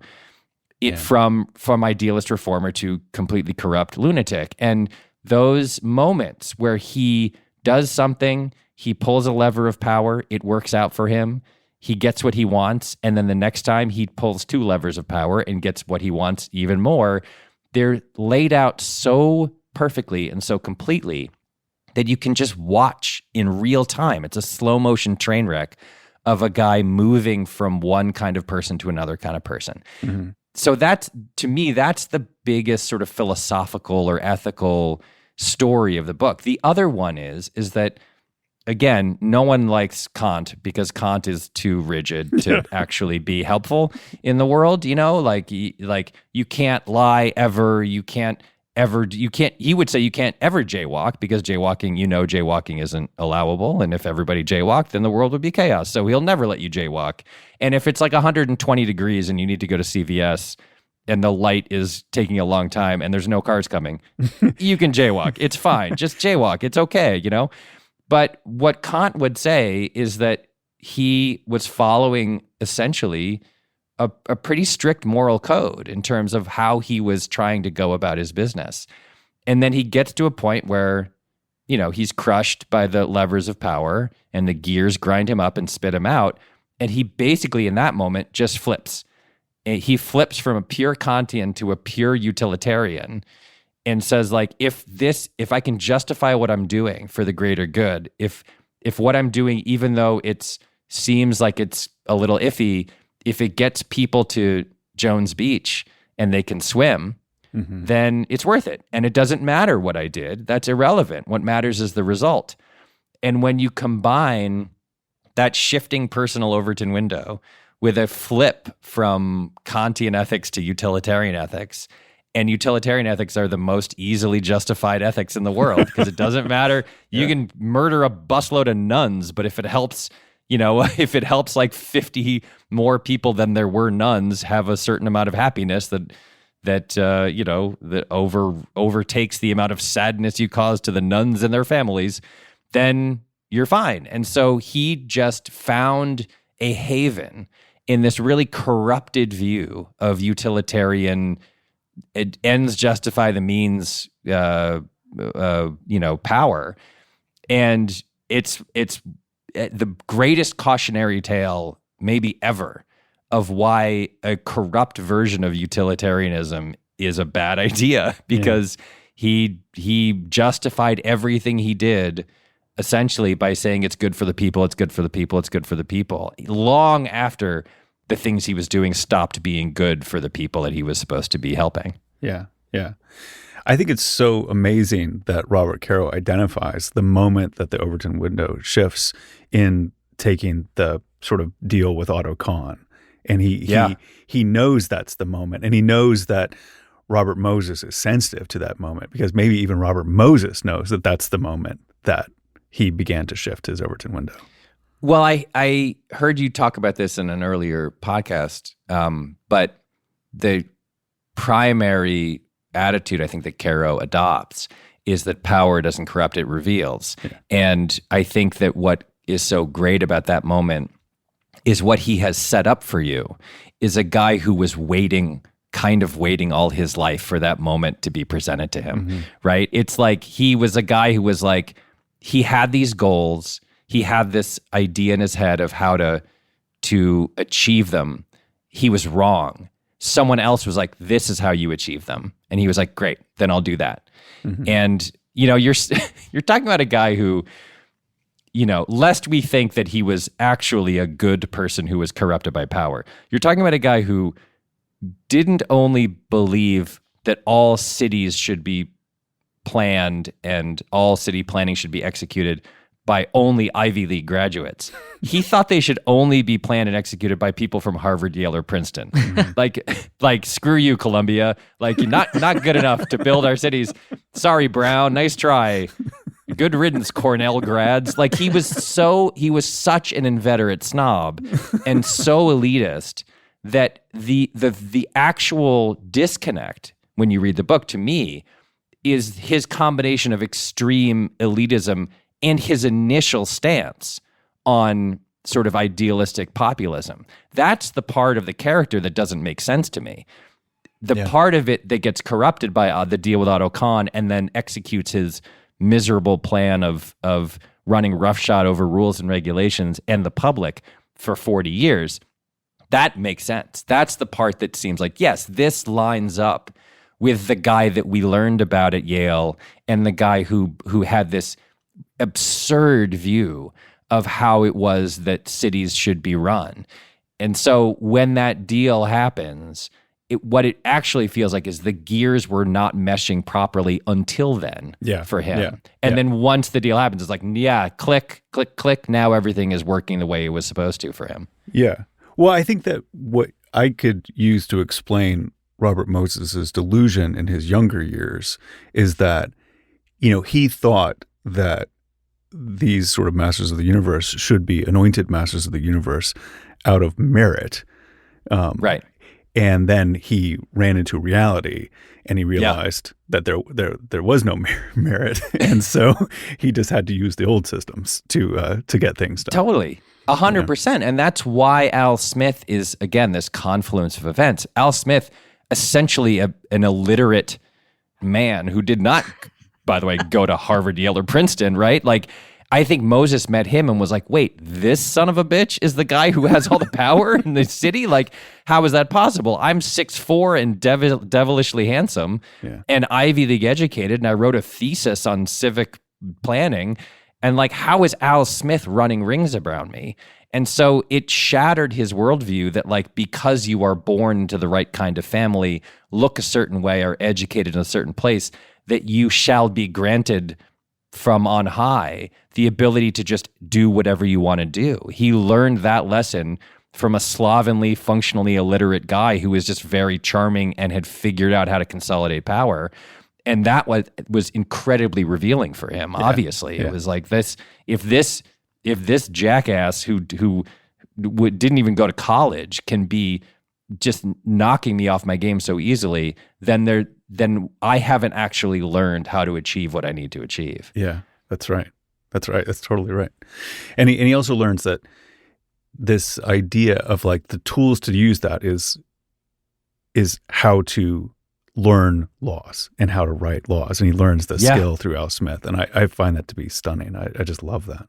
Oh, the details of him burying in footnotes, all of those little like, we're going to use the definition of this thing as laid out in the 1812 law that says this thing, which allows this commission to be set up. Like, I mean, it's very damning, because I don't think this is one way in which the world, I think, is very similar, right? You learn all the time about these omnibus spending bills that are passed in Congress, and they're given to people to read with like 48 hours before the vote. And there's handwritten notes just thrown into the margins and things crossed out or whatever. And you see the politicians in the minority party say like, we're having a vote on this tomorrow and it's 6,000 pages long and no one's read it. And then it just passes. And you're like, all right, whatever's in that bill is now the law of the land, and money is being thrown around and wasted and given out to people left and right that there's no accountability for. And when you read how Albany functioned back in that time, and you realize that all of the people in the Tammany Hall world they're just out getting drunk. They don't read the bills. And him realizing they don't read the bills, and if I learn how to do this, I can do anything I want because it becomes the law. It's just such an amazing it's such an amazing lesson to learn and be right about. Yeah. And it's probably still right today. Yeah. It's such classic, I keep bringing it back to stories. I apologize. It's such classic kind of like fantasy or martial arts storytelling where it's like, oh, okay, I want to learn how to be the greatest fighter in the world. Well, you're going to have to carry this bucket to that well and back again 100 times a day, every day. Yep. Ugh, I can't believe I'm doing it. Wait a minute. These are the motions I need. So it's almost like he walks in and he's like, of course I'm going to run the world. But it turns out he's going to have to read every bill so he can learn this arcane, magic language of the law. And then suddenly he's Neo in the Matrix and he can see the code and no one else can see it. And he's I was about to say, bullets. it's the really slow and boring version of getting that thing plugged into the back of his head and then saying, I know Kung Fu. It's that, but it takes like 4 years and it involves reading 1 billion really boring bills from legislators. It's the real life version of the way that like, if you want to be a holy man, you have to go sit on a mountain and just think for nonstop for years. And it's like, that's a lot of work. I guess maybe I don't want to be holy that badly, but Moses wants to be in control that badly. He's like, I'll do it. And Al Smith too. I'll do it. I'm going to put the work in. And it's such if this was a different kind of book, if Caro was more on Moses' side, this could be a book about how kids, if you put the work in, if you strive and you work harder than everybody else, you get to the top of the heap. And that's kind of buried in there. But unfortunately, usually in those stories, the person does the work and then they're a good person. And that's not exactly the case in real life or in the book. I want to read that version of the book now where it's like, hey, kids, you want to become powerful and do good things, like follow like that's Robert Moses's self-appointed biographer. Like that's his spin on it, is like it's the story of a noble man who did the work and reaped the rewards. Like that's an amazing version of the power broker. I'd love to read that. I mean, the funny thing is that story was written, for decades in the newspaper. Right. Yes, that's true. And he began to believe that in his own way. And when somebody interrogates it even slightly, and they go, "What about that brother Paul?" He's like, "I never had a brother Paul."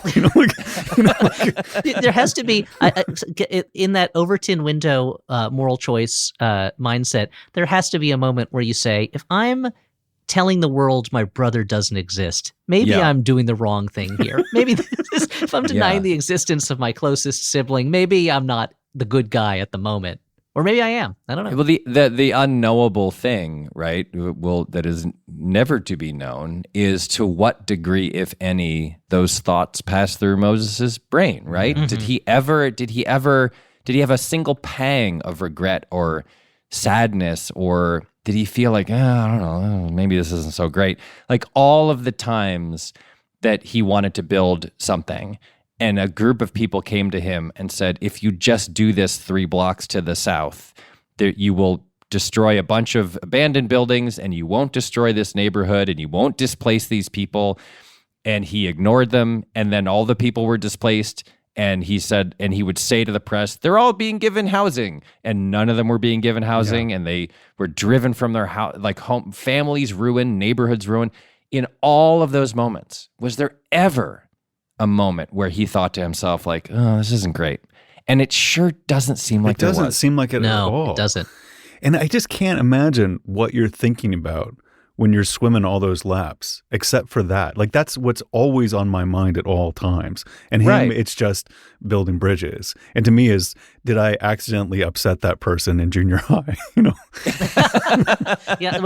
I imagine when Moses is in the shower, he's not thinking about what are all the mistakes that I made when I was young. And instead it's, how do I get this thing done? How do I get that? And I wonder if there's an aspect of his psychology that is like Mayor Bloomberg's vision of New York, that I have to keep moving, I have to keep building, or I stop. And if I stop, I think, and I can't think. I've got to keep thinking about the next project because I can't think about my life or what I've done. And I doubt he was conscious enough of those things or cared enough. But it does feel like when he's swimming, I don't like swimming, partly for the reason that my mind wanders to embarrassments in the past or things like that. But I'm sure he's just thinking about, okay, if I can put this bond across at that percentage rate, then I can get the money from the federal government to get the labor, and then I can build this bridge across. Like it seems like his mind's just always going at these problems, Yeah, like I in I don't know, 1993, I was getting on a plane. And the woman at the counter helped me change my seat, and she gave me my ticket and she said, "Have a nice flight." And I said, "You too." and then I walked on the plane and I was like, she's not flying anywhere. Why did I say "you too"? And that was 32 years ago, and I haven't stopped thinking about it. I think about it once a month. Just like that was so weird. Why did I do that? Why did I say "you too" to a woman who wasn't flying anywhere? And that it's like it's something essentially human about reflecting on your own foibles and mistakes and small goofs and gaffes and certainly more serious things, times that you offended someone, hurt someone, broke up with someone in a crappy way and made their lives miserable or anything. That stuff haunts us, and it should haunt us. It's probably evolutionarily beneficial that it haunts us because it helps us correct our behavior or maybe do better the next time we're in a similar situation. And Moses had apparently such a hardened kind of lizard brain, just a fight or flight guided brain, that you get the sense that none of that, not only did it not haunt him, I don't think he ever would have seen any of those things as mistakes or foibles or failures of character or anything. I think I think he just somehow had a constitution that allowed him to focus only on the future and, like you're saying, and what else he could accomplish in his limited time on Earth, and had a true belief that everything he did was right and good and proper. Yeah. And that's just not a mindset that I think most of us can access. Thank God. I don't think we'd want to. Would not want to access that kind of mindset. What kind of person do you become if if there's no self-reflection? I think we know the answer is Robert Moses or a couple other people we could probably name in national politics, right? It's like that's the kind of person who never apologize, never admit you were wrong, never admit defeat, never focus on anything except the next thing you're going to do, and be 100% sure that thing is right and good and proper. It's a very brutal way to go through life. And it seems like, and the alongside that, if he does think about the past, he does seem very conscious of how other people have wronged him, or things that he's mad about. And it's like Richard Nixon, where he seems powered by just wanting to be like, I'll show him all. Like there's this spite that is just fueling him, that is very, in the right person, is real powerful. You can accomplish a lot if you can harness that spite, you know? Yeah, no, look, dictators can accomplish more than democratically elected officials. Like that's always been true. Like the pyramids were not voted on by the Egyptian public. You know, it's like that's why certain folks who have this mindset have dictator fantasies. That's why Trump is constantly praising world leaders who have dictatorial powers. It's because to him and to folks with this mindset, that is the ideal kind of methodology for a world leader. It's like you have all of the power, no one can challenge you, you do whatever you want, and you're convinced that what you do is the right thing to do. It's just completely antithetical to the American system of government, and it's why Moses worming his way up to that amount of power through non-elected positions is such a cautionary tale and such a fascinating portrait of a person not who ran for president or who ran for governor and didn't really care. He had already figured out the way to do what it was that he wanted to do. And it was through legislation and commissions. And, you know, by the time he hit at the peak of his power, he had a theater that only he could go to and restaurants in every borough that were fully staffed, even though by definition, you can really only eat at one restaurant per meal because you're only one person. And he achieved all of that dictatorial power without ever being elected to anything, which is just incredible. Well, it's been so much fun talking to you about Power Broker. I love the fact that it's infused all these parts of your work and that you read it 3 times. It's just been a real pleasure for us to have you here. So thank you so much for joining us on the book club. Thanks so much for joining us. Really appreciate it. It's the greatest book ever written. I'm so glad you're doing this podcast. I will be listening to every episode, and it's been a real pleasure to be here. So thank you for having me on. That's all for this month, Power Brokers. Next month, we're going to cover chapters 27 through 32. Whew, we're really burning through the chapters there. Only 2 this episode, so many next episode. We'll be finishing part 5 and starting part 6, The Lust for Power. It's pages 607 through 702 in my copy of the book. If you just need to hear my mellifluous voice sometime between now and next month, then please listen to the Flophouse podcast. It is my bad movie podcast I co-host with Dan McCoy and Stuart Wellington. It is as foolish and devoid of information as this podcast is serious, literary, and educational. If you have a guest idea or just want to keep talking with fellow Power Broker fans, head to our Discord. To join in, the link is on our website, or you can go to discord.gg/99pi. Thanks again to Ben for suggesting Mike Schur as a guest. And you might have noticed that Mike didn't finish his thought about what makes the last line of the book so beautiful. Well, in case you haven't read it before, we didn't want to spoil it for you. We're only halfway through. We don't want to give away the last line right now, but we loved what Mike said so much. He had so many great ideas about it and thoughts that we are saving that for the end of the series. So stay tuned. You will hear it in the appropriate time. The 99% Invisible Breakdown of the Power Broker is produced by Isabel Angel, edited by Committee, music by Swan Real, mixed by Dara Hirsch.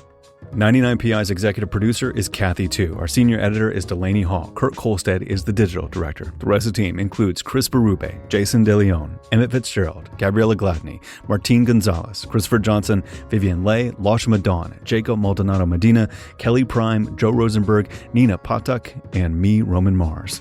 The 99% Invisible logo was created by Stephen Lawrence. The art for this series was created by Aaron Nestor. We are part of the Stitcher and SiriusXM podcast family, now headquartered 6 blocks north in the Pandora building in beautiful uptown Oakland, California.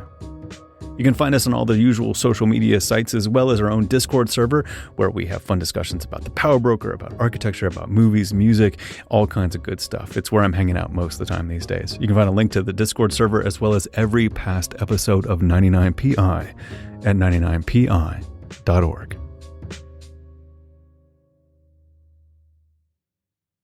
If you have 5 more hours, I can keep talking. You know what? I just gave us a wrap up point because we gave us an hour, but like I have tons more questions. I actually probably need to go do my actual job.